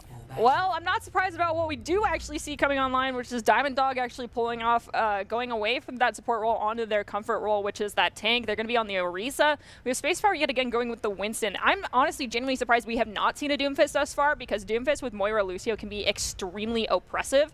However, both these lines of DPS have the ability to do a lot of flanking, and they have strong get-out ability with Sojourn with her slide jump, and Soldier just being able to use their shift ability and run out. That can do a lot. But they have to make sure that they're not going to be getting dove on and completely taken out. So relying on your own get-out abilities and timing them properly is going to be important here. Don't stay in one area too long. And it looks like that Sojourn is already going to try to get that off angle with that Moira there. The Monkey has dove it. That is the start of the fight here. Chipsbomb and Triple are going to go down to Pando on that barrel Reddit Lucio here. And that's the Tornadoes up now just one because Pando gets taken on and Spacefire immediately. Now they're still up one as those red remaining trades come back. Now up two. Now is the time for the Tornadoes to push, mostly because the Everests don't have anybody else to throw on cart right now. New Queen Street is actually very interesting because of how many corridors lead back to main here. You can see Prefix immediately capitalizing on that. Just trying to get some damage and coming back to the push point can do a lot. Typically, you want to have your team push up around this corner immediately. If you see that there isn't anyone going into these shops on your right-hand side, which is what was happening, instead we're going to Prefix go on a full flank, but you do see, again, they have the ability to get out right here, and in the process, they'll find the Soldier, too. And because of that, we see that Sojourn's pull ability is so oppressive. You just get locked in place as a Soldier, and he couldn't even turn in time before Prefix just eliminated them hard on that Sojourn. So actually, it looks like in the Battle of the Hit Scans right now, Prefix on the Sojourn is getting more value than either of the Soldiers, for now. And the staggering is just coming out really hard against the Everest, but Prefix did eventually have Avian turn on them with a little help from Moira, so they do go down. But right now, it looks like Tornadoes are just trying to regain a little bit of footing as the forward push is coming into them. Lyric and Spacefire and Pando both find one, as will Kiva. So 3 go down for the side of the Everest as this barrier just keeps going forward. The Everest hard engaged in that fight because they were up one, but they weren't prepared for the Tornadoes to get aggressive back. I think that was they won that fight off the value of target focusing here. Let's see if they can do that again. Right now, we're coming in with a lot of ultimates for both sides. Ideally, we want to see that Lucio ult still used defensively. A lot of teams are guilty of using it offensively here when they don't need to. Triplet's going to take one, and Triplet will go down shortly there after that co. And it looks like there's some trades coming out on both teams. The trades continue, but at this point, both teams are running out of members. And at this point, the Tornadoes still have their Moira. So they have sustained for their individual members that are here. So the Tornadoes are slowly but surely going to sustain through this fight and actually end up just winning. That Moira, the amount of sustain that she has by herself is honestly grotesque. Waiting for a nerf to happen on her, whether or not that does come to fortune, I don't know. As a Moira player, I love her as is, but I understand that she's a bit too oppressive now. Lucio got a nerf. Let's see if she's next. Right now, though, Tornadoes, they are just heaping pace right now and staying alive, but unfortunately, they do lose Pando there, so that might be enough for things to turn around in Everest's favor. Absolutely, says Avian, as they get that elimination there, and because of where this bot is pushing right around the corner, the Tornadoes are forced to walk right into the Everest, and the Everest, I think, had a better high ground control that fight, and they were able to get the eliminations, and especially Avian on that Sojourn from the high ground. Getting those eliminations was huge for them that fight. What do the Tornadoes need to do to retake this? Honestly, they need to pick a squishy and go after them, and right now they have their eyes set on Avian as well as Pando, which might be enough. We hear the beat go off to sustain during this full engage. Railgun's not even popped yet for Avian, and they've already taken out one. Monkey gets really low, but Avian themselves is getting very low as you see Coalescence get popped. So there's those trades again. Both Moiras are still in the fight. However, the Tornadoes are down Spacefire, which is their main tank. So they will have some difficulty kind of like engaging. They don't have somebody to soak up all of that damage. So they're backing up, giving a lot of space. And now that Moira has gone down, I think that's the end of the fight for the Tornadoes.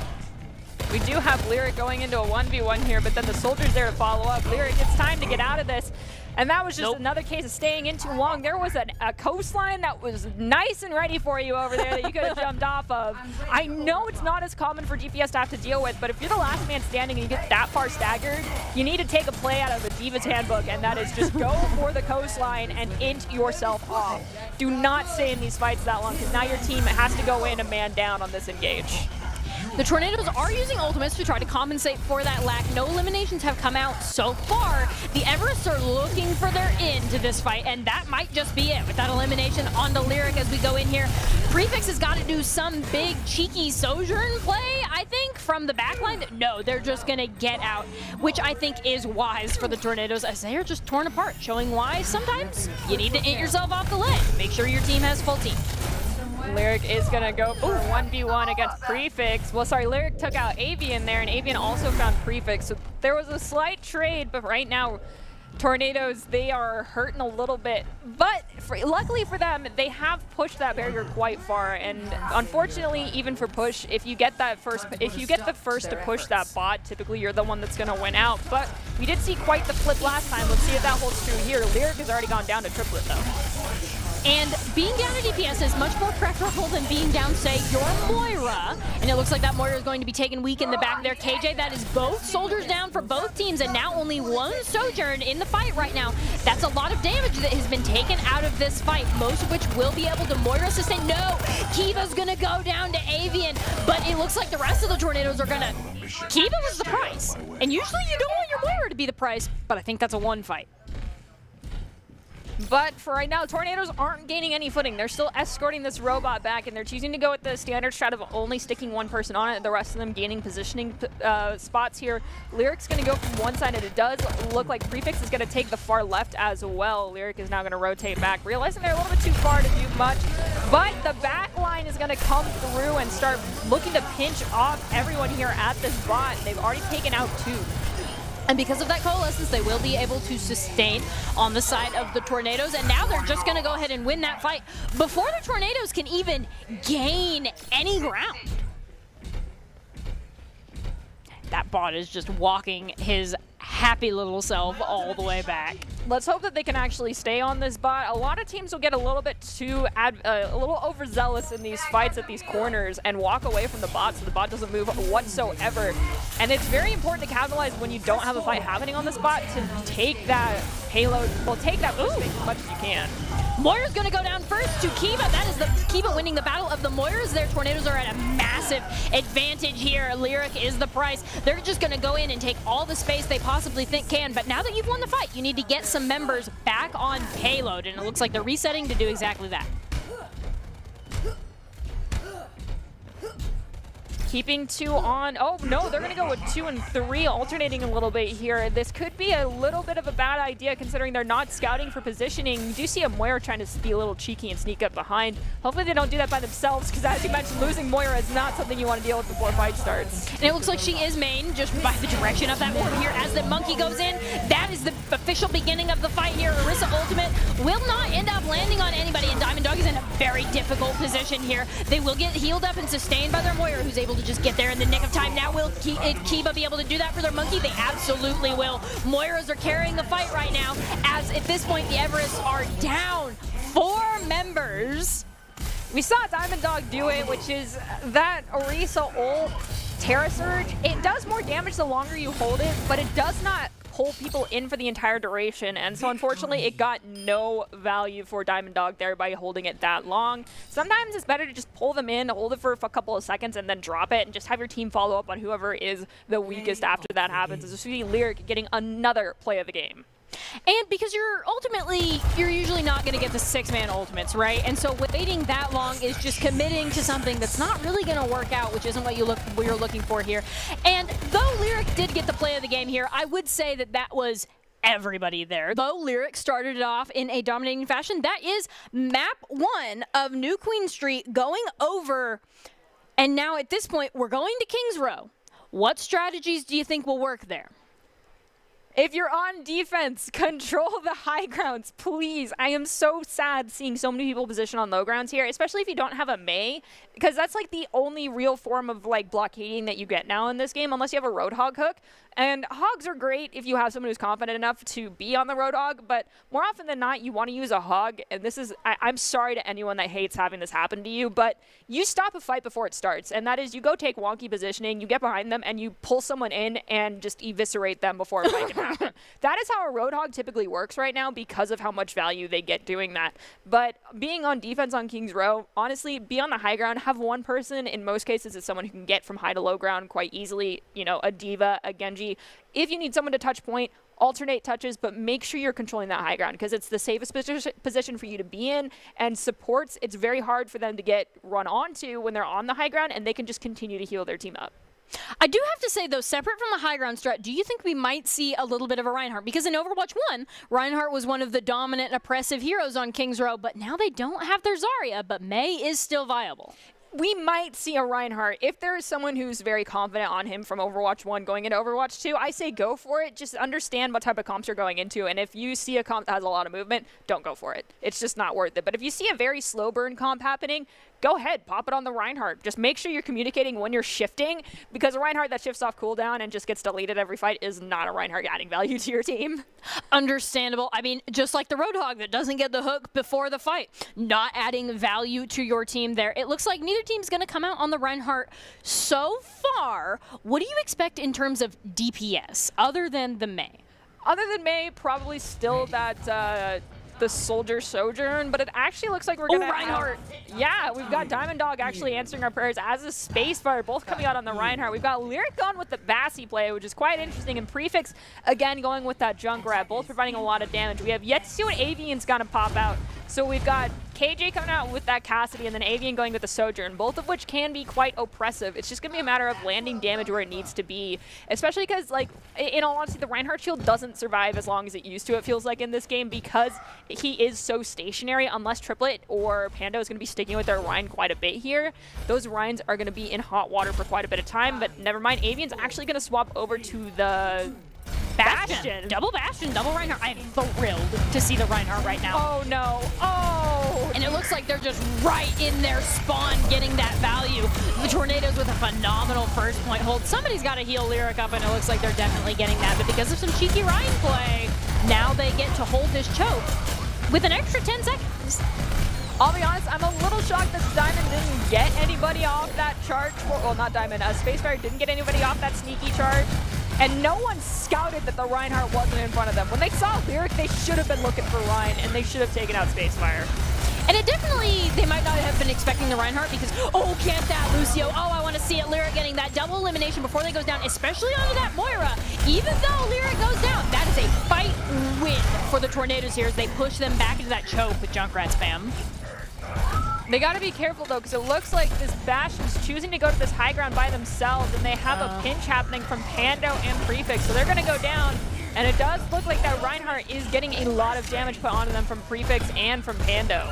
This is what you were talking about. Ryan's not very mobile. He can't really get out of the fight there as we see Diamond Dog just get pin killed by Spacefire, pinched in that corner like you were talking about.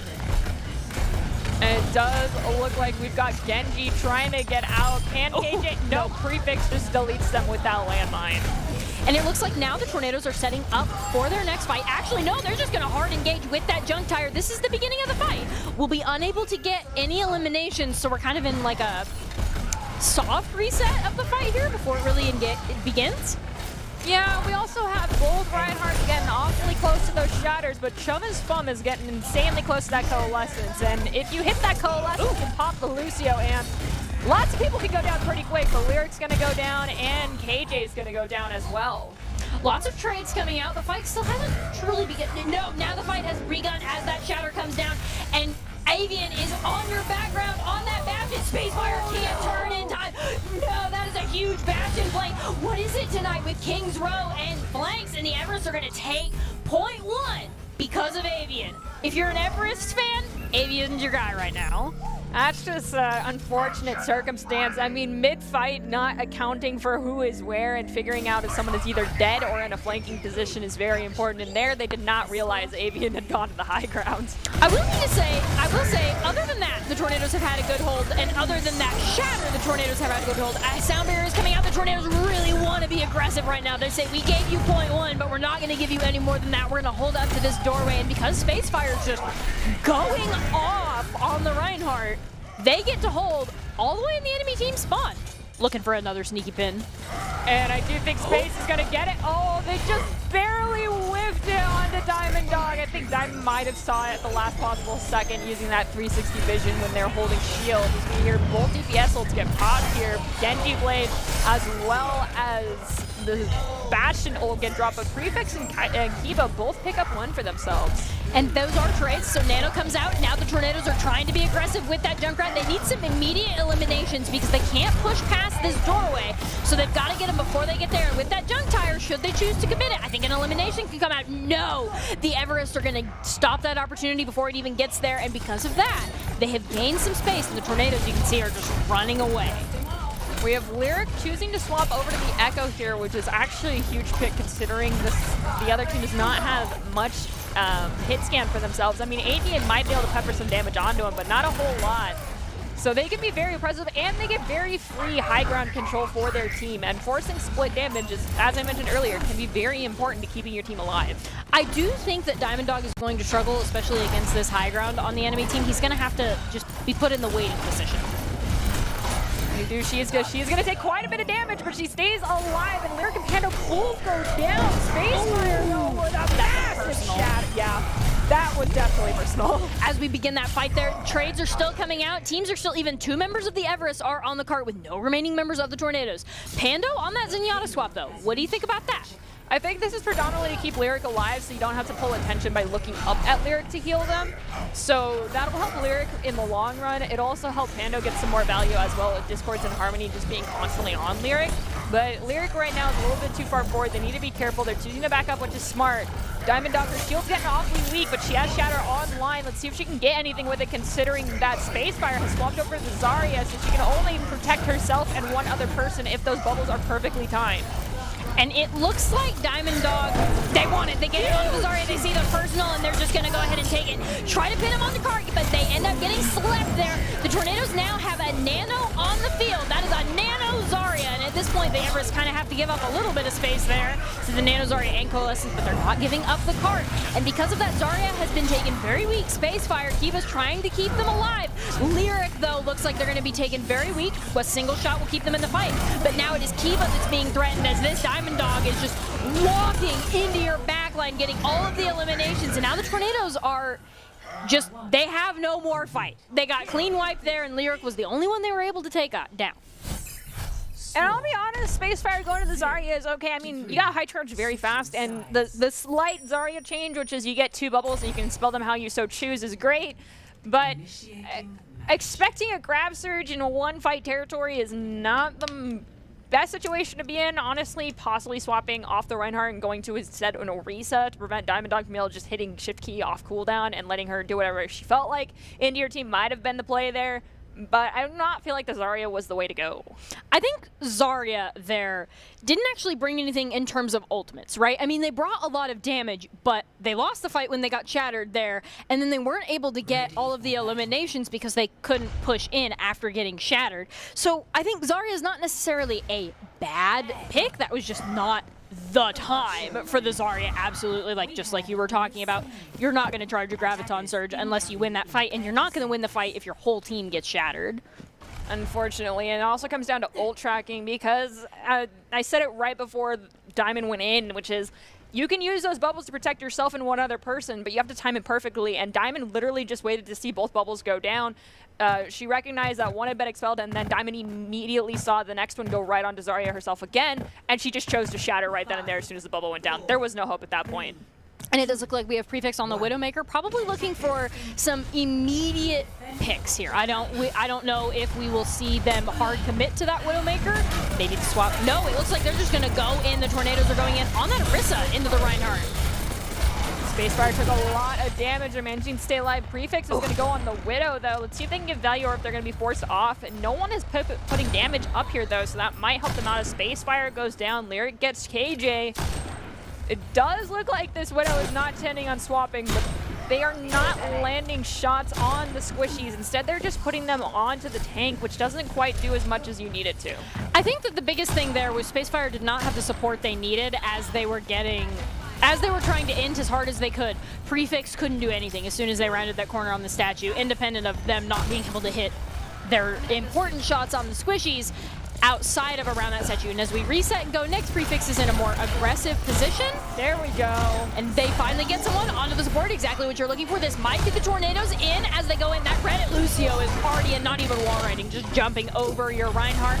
And that is Orisa walking on Rein, which feels like a total turnaround from Overwatch 1. Orisa is quite irksome to deal with now. I mean, if timed perfectly, you can actually use Spear Spin to hold the majority of a Reinhardt charge as well. As long as you're backing up while it's happening, you won't be pushed back until the very, very end of the charge and your Spear Spin's completely cooled off. So it's an interesting dichotomy that these two tanks now have in comparison to what we saw in Overwatch 1. Because previously, Reinhardt just walks onto an Orisa and, like, she gets bullied, right? If the Reinhardt is allowed to approach, there's not a lot Orisa can do in melee range. But now, she has an incredible amount of options, but less when she gets hacked as this fight begins here with Coalescence. Spear Spin, the ultimate is going to be attempted. They're just getting hacked on cooldown, so Spacefire has to give up a lot of space here. Avian for the Everest, even though not a lot of eliminations came out, I would say that was some pretty big Sombra play.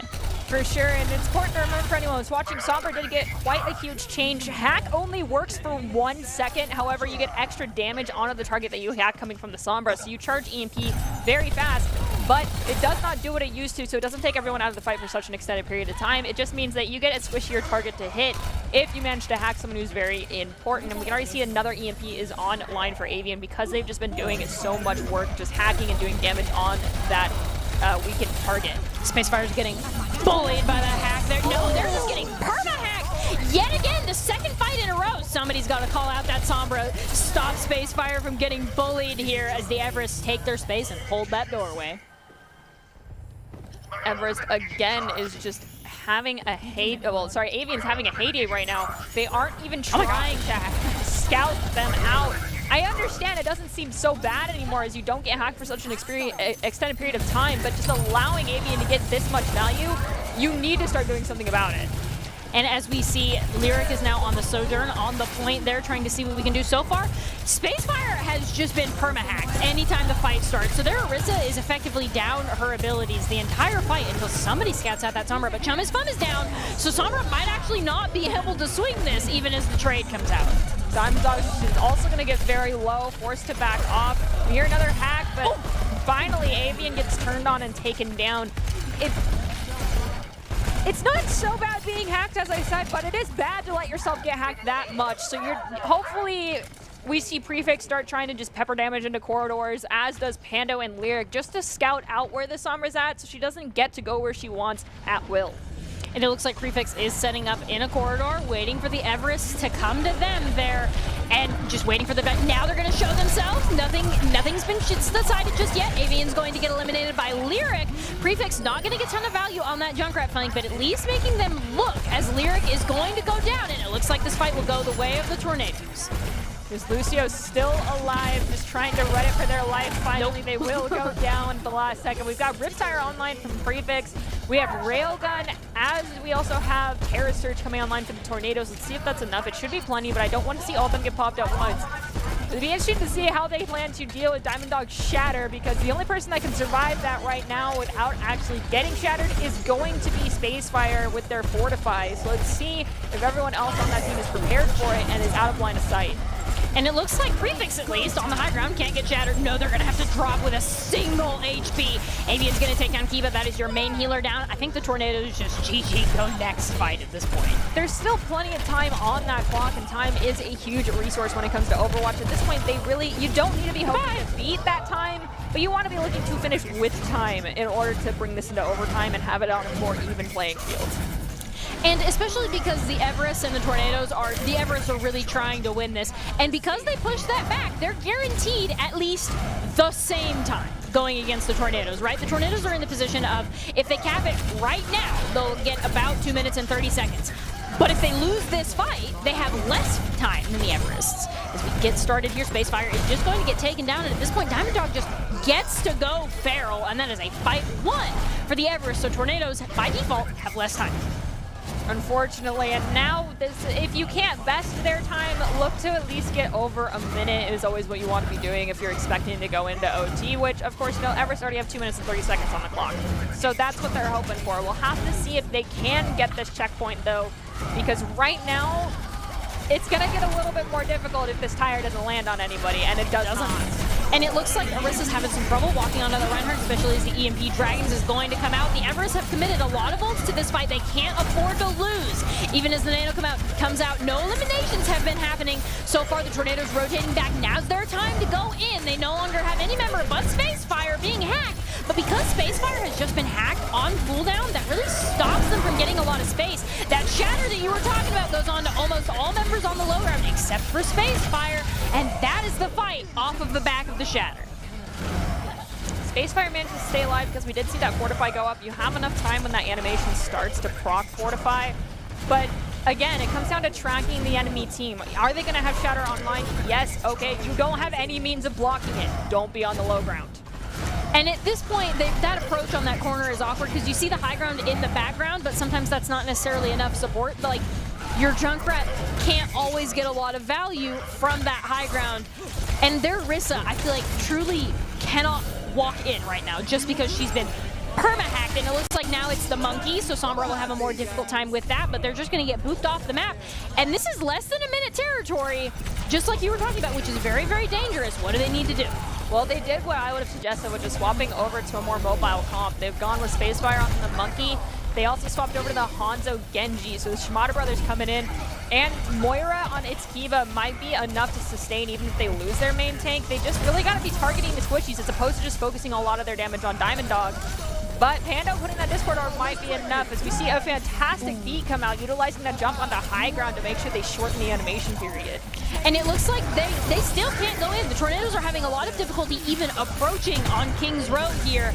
As no, Spacefire is just going to get spammed down as the Dragon's coming out. This is still a long engagement here. Prefix is going to get the elimination onto KJ, winning that battle of the Shimada brothers. Genji coming out superior there.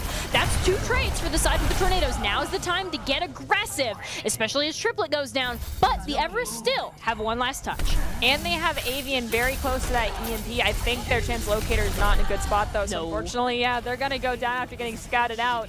No time left on the clock. Triplet, it's up to you to Reddit Lucio a little bit to stay alive and keep your team up here. Let's see if you can do that as we hear Primal Rage come out on point, and a lot of your team gets very low in that corner. And the Tornadoes do still have members on point. They're getting the eliminations. The Everest need trades right now. Like that, KJ on the Pando. Huge trade. One of their supports down. Now somebody else, if they can get the second trade. Not quite there, but overall a valiant effort by the Efforts. But even though they took them into overtime, so the Tornadoes are at a massive time disadvantage. How do you deal with that as a player? This is now very difficult because the Tornadoes didn't get any time left on this clock, and a lot of it is due to this Sombra play. I mean, chronically being hacked, not having someone spy checking a lot, made it very easy for Sombra to do what she does best. And it's important to remember also, it's a lot harder to stop these hacks because she can do it while in invis, and so that's a very difficult situation to be in. But right now, Tornadoes have to have a 100% perfect defense, or they're going to lose. They're looking to walk away with this with a draw because they had no time left on the clock. Everest just needs 1 tick, and that's it. So what are the big points that the Tornadoes are looking to hold? Try to definitely make a fight unbalanced by getting an early pick onto someone if you need to. They do have that Sombra, so Lyric should be scouting and looking for positioning and seeing where they're going. So gather as much intel as you can utilizing that Sombra.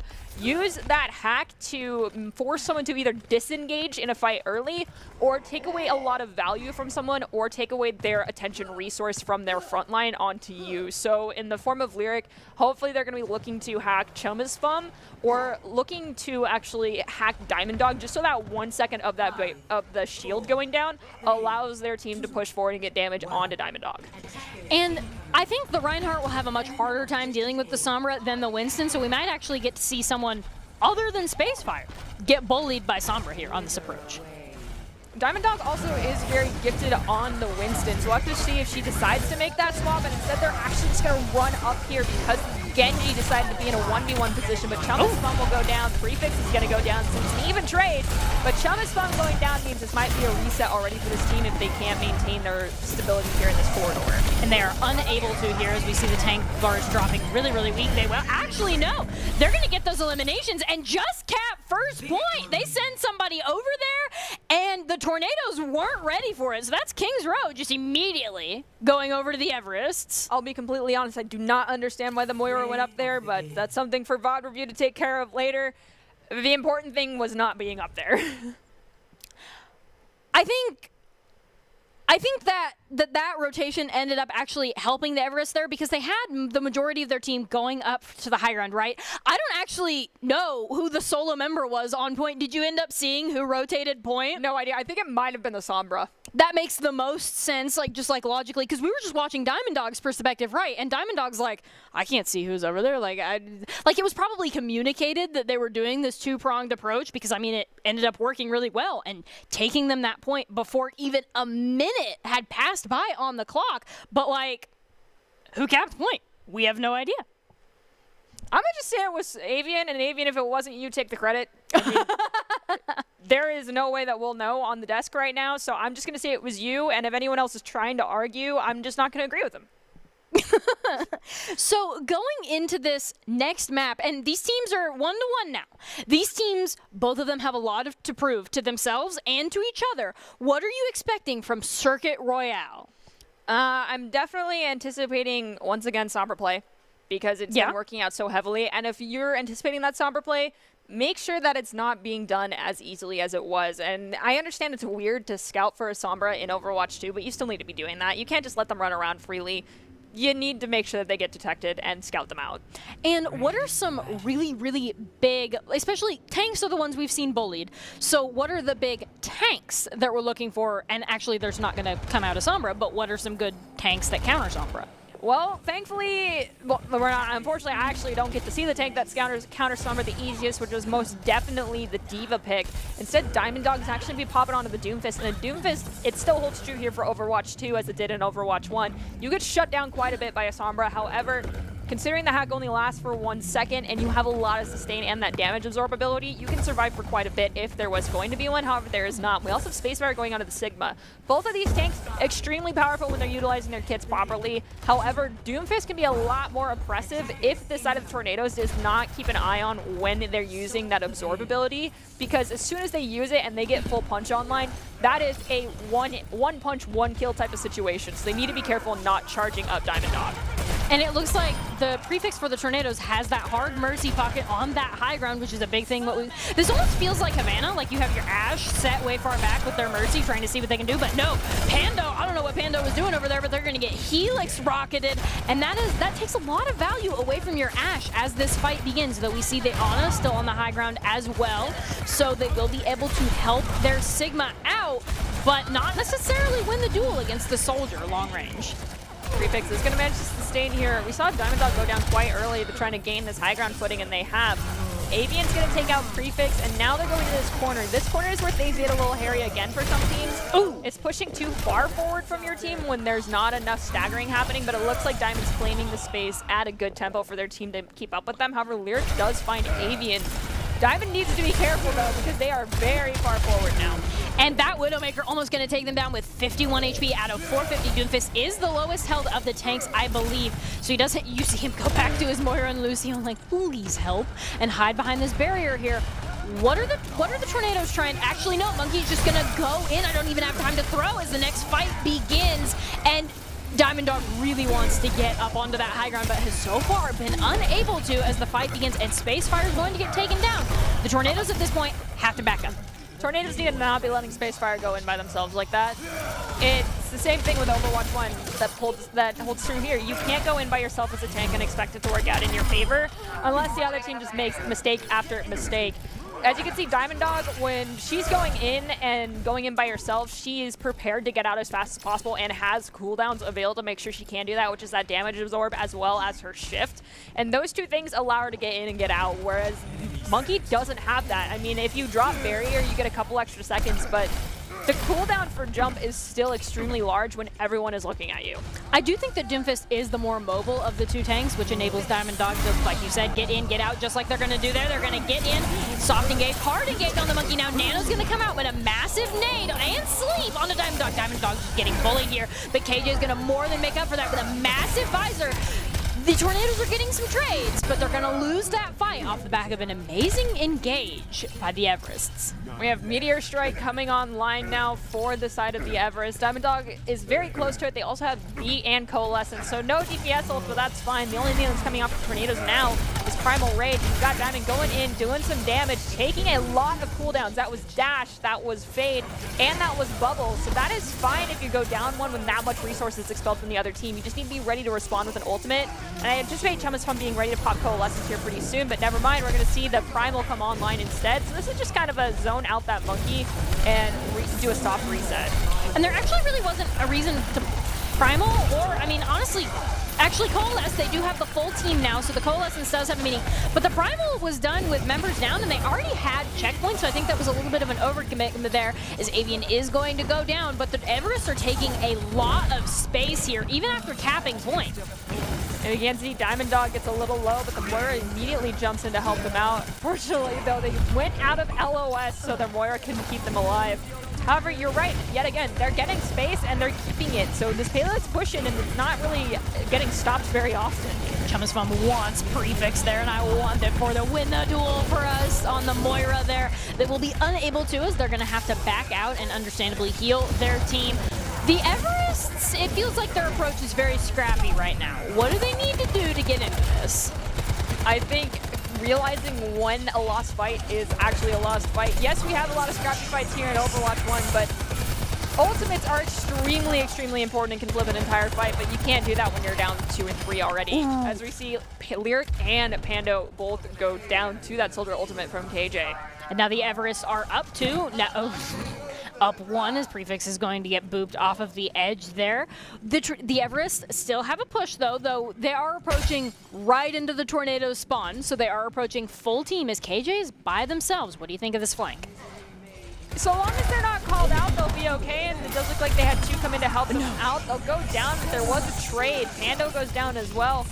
Prefix popping that ultimate is going to be able to pepper some damage down. There was a sound barrier though, so it's going to be a little more difficult. And they do a damage to themselves because they did not count on that deflect. They immediately stop shooting after they realize, ouch, that hurts. But it looks like this might actually end up being the end of the Tornadoes defense. No, this is the Hail Mary of Genji Blades. If this doesn't get value, they lose this point right here, and it's not getting value right now, especially as other ultimates come out, but sound barriers keeping members in fight. At this point, the Tornadoes are 4 in fight now as Lyric goes down and the Everests are getting aggressive. Spacefire is going to get Avian, and that turret even is going to come out. When did Prefix swap? I have no idea. The Sojourn on that high ground could end up being instrumental to the Tornadoes successfully defending as the Everests are knocked off the point. This last point is a really hard one for anyone to cap just because of the way the spawn works out in favor of that defensive team, and it comes down to really taking advantage of positioning and understanding when to reset a fight. It does look like finally a reset is going to happen here for Team Everest. I'm hoping to see them do a full rotation out towards coastline here so that they can get that high ground advantage. So the Tornadoes have, right now, they currently have the high ground advantage unless the Everests take that from them, and the spawn advantage. And like you were saying, the Everests need to take that, and they need to use their ultimates in the same fight. And they have a minute 50 seconds to do that.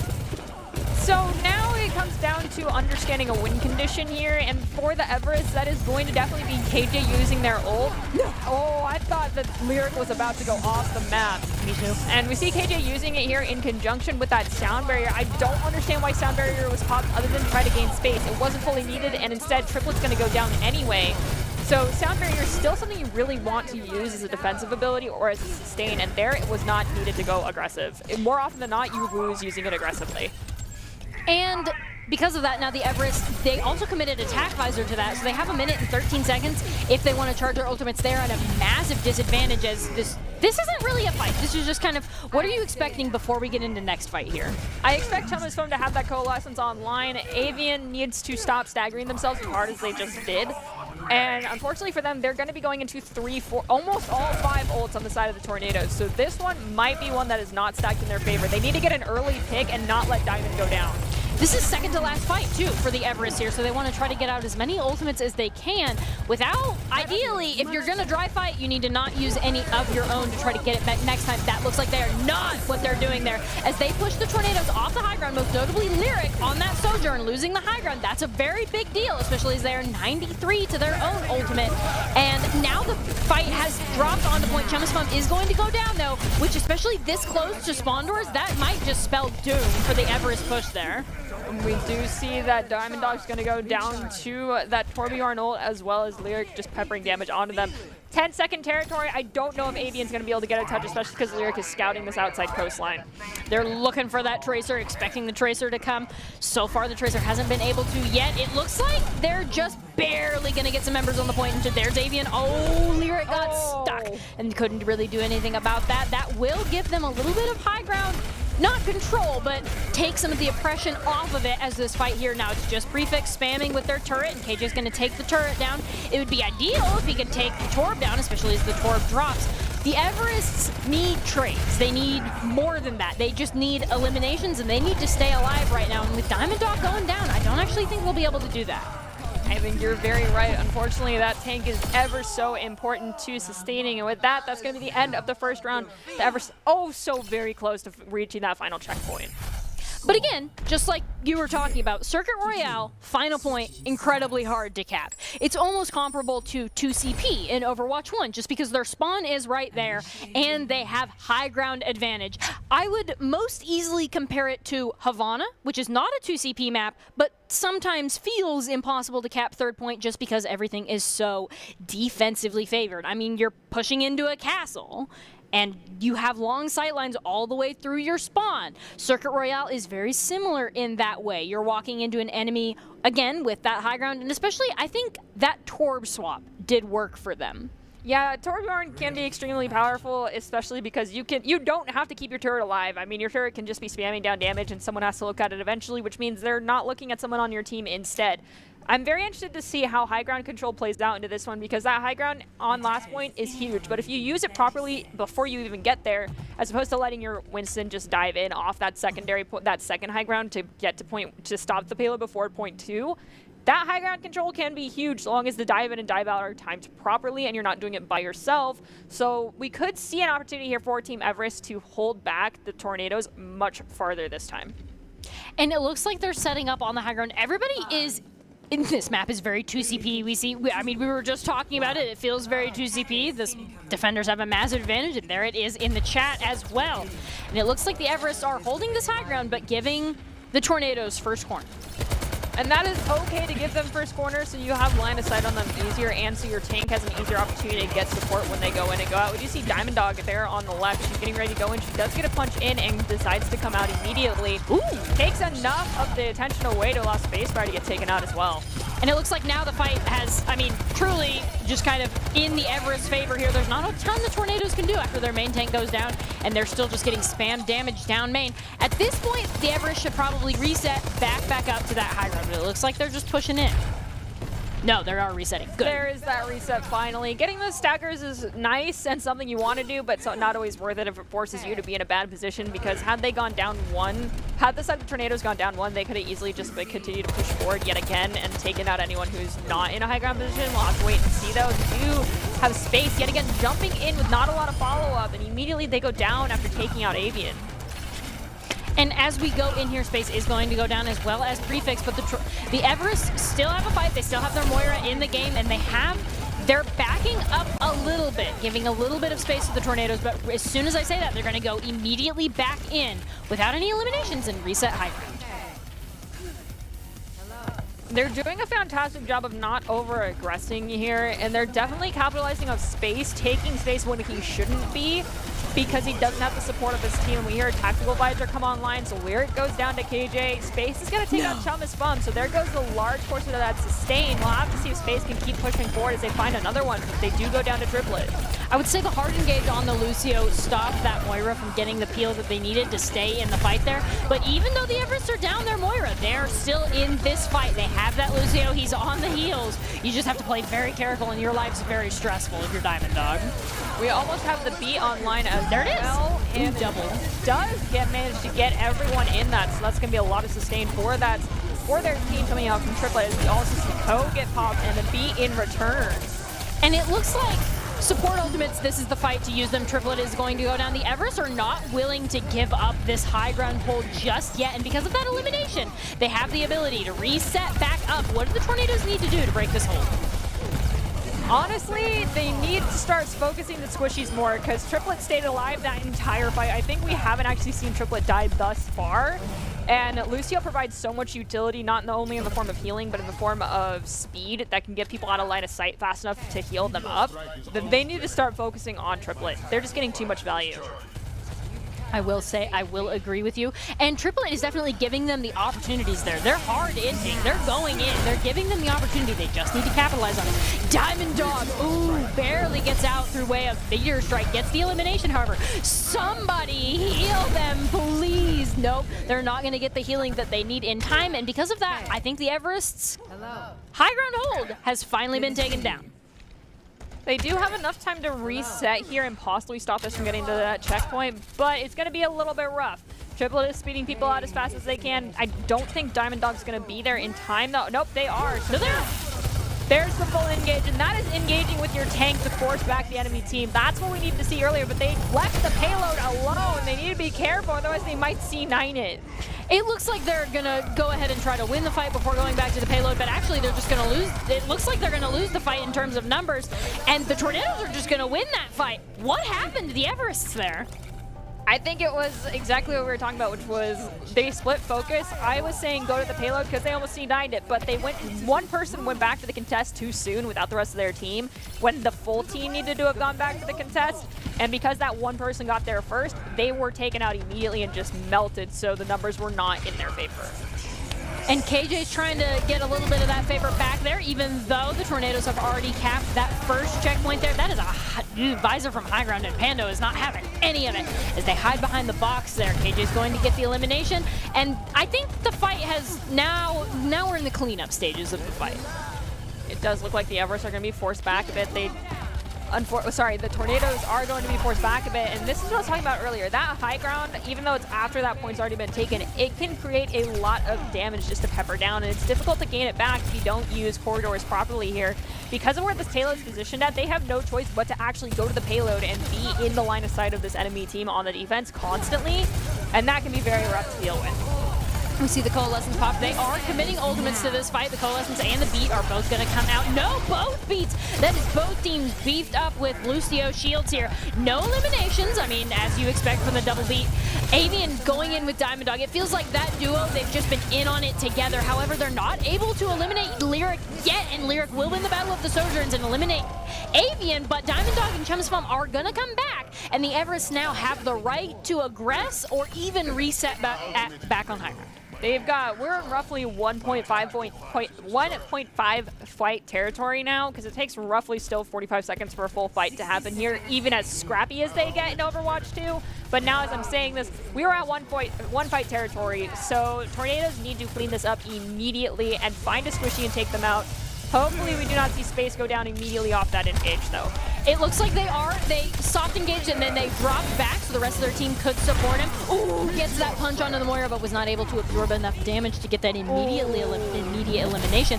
Does just barely get Pando on that Lucio weak. Diamond Dog is not having follow-up for their dives. They're diving good targets. They just are missing a little bit of a damage as we go in here, and no eliminations have come out from either team.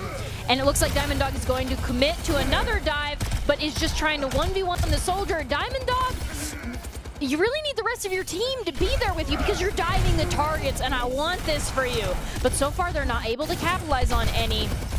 And it looks like they are going to go down, just being a little bit too close for comfort against Pando as well as Prefix. We have hit overtime, but being down 2, I think this is a reset and just let them have that point. I mean, they're going to be so low on time resource. You can definitely hold this third point.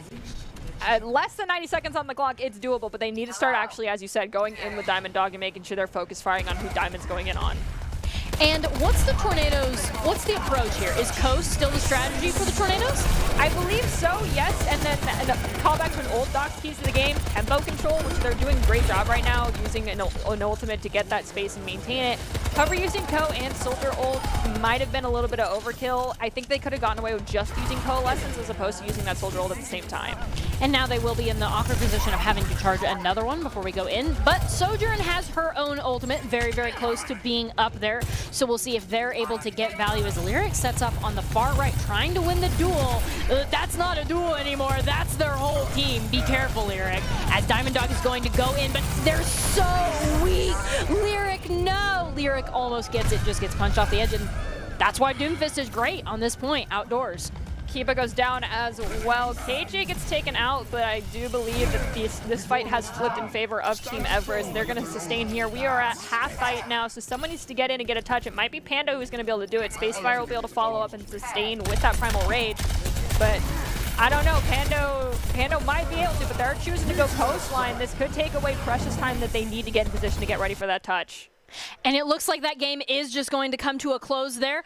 It looks like the Tornadoes will end up picking that up, probably through, like you were talking about, going around that coastline and trying to get those eliminations because, I mean, you can't become the Esports Tower winner just letting them spam you down main. Do you have thoughts on that map other than third point that we unfortunately lost? Definitely knowing that third point is very 2CP, as we on desk were saying, and the players were saying, you need to treat it like it's a 2CP at that point. And that is, if you lose one person, you need to respond with an ultimate. But if you lose two people, that is a full reset. Stop staggering your team out and just stop taking damage. Because at that point, you're giving them resource, you're giving them ultimates, and it's going to be harder to take that point. And if you want to be seen by expert college recruiters, talk directly to esports industry insiders like pro athletes, team general managers, and game producers, then join the club.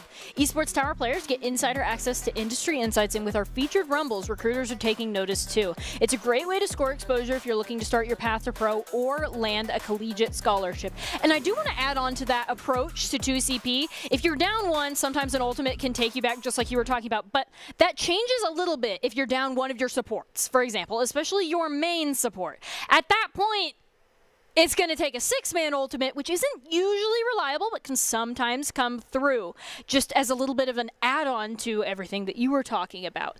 Now, as we move in, we've had some great games tonight. And with great games, I mean, it's the players that make those, right? So is there anybody specific that you would like to highlight?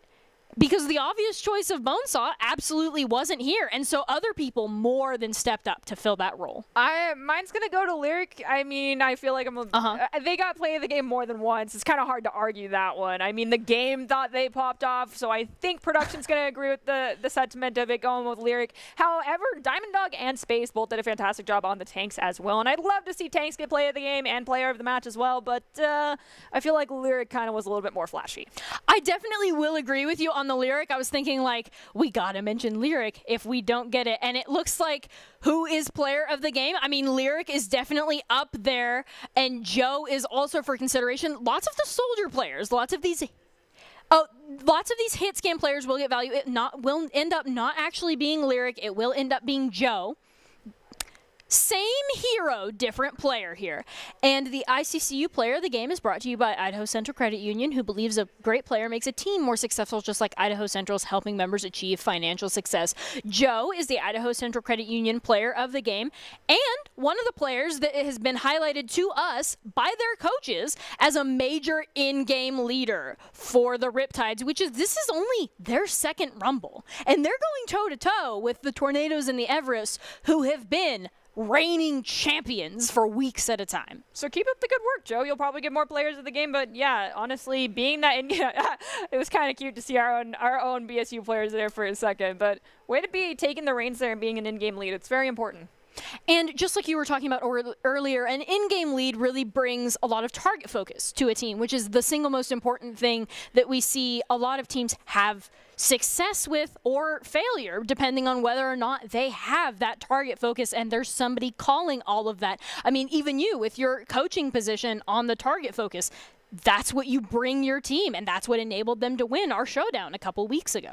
Yes, and it's not just the target focus. It's when and where to fight, which play into those Doc's keys of the game, which is fight in unexpected places. You can be the one to create the tempo for your team. Even if you're losing, just be like, okay, we're already all here. Let's fight here and now, as opposed to waiting for the payload or waiting for the push so that the other team doesn't get the position that they want. So an in-game lead brings so much to the table, and being comfortable to be that person, and people also respecting you in that role and listening to you is very important. So great job, Joe, for putting yourself in those shoes and being willing to do it, because not everyone's willing to be an in-game lead, especially when they're new to a team.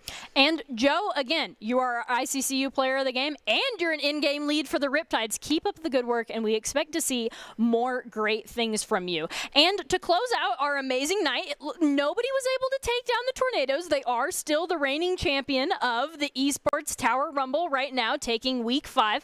And we do have some top 5 plays that will be presented immediately after this. Congratulations to all of our teams on a very exciting week 5 spring Overwatch Rumble. The Tornadoes had maybe their toughest week yet, being taken to 3 maps twice, which is not something we've previously seen, but they still head into the grand finals undefeated. Can the Everest get revenge in the grand finals next week? Make sure to tune in next Thursday at 6 p.m. EST to see the thrilling conclusion of our week 5 Overwatch 2 Rumbles. We will close out with the top 5 plays presented by the Idaho Army National Guard, who invites you to take your impressive critical thinking skills into real time. With more than 10 jobs offering a $20,000 bonus and your degree of choice paid for, the Idaho Army National Guard is the best team out there. Thanks for tuning in, and we'll see you next week.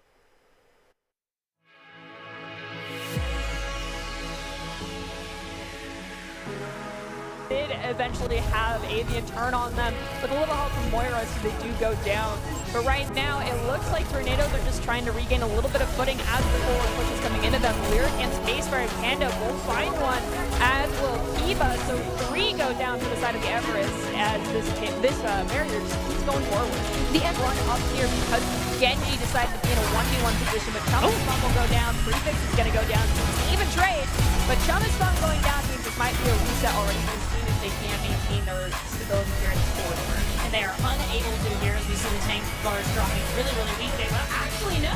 They're going to get those eliminations, and Reaper showing out behind them. Instead, they're going to take a TP, which is creative. It might work out in their favor, but that's a lot of damage going into one spot. The Dragon Kick pop might help them make some distance, but it looks like KJ is going to be doing a lot of damage. And then, we get to see that Soaker and Railgun just a bit before the bomb is going to come out, and it looks like the Everest win that off the back of it. But they're going to go ahead and get that res onto Joe, which is really big. It calms the Tranquility immediately after that. The Everest want to win this fight. We are committing ult, we are taking space, we are on your Orisa, but it feels like the target focus is a little bit lacking as this fight goes on longer than it reasonably should, even as they're going to win. Long fights are okay though, especially Elimination so far. The Riptides are up 1 in this fight, so the Tornadoes are kind of like reconvening back on the push spot here. Somebody better catch that Lucio Alex. The blade is committed. The Tornadoes are now down 3 and are gonna lose this fight off the back of an ult. Joe, that was quite spicy if I do say so myself. We love this.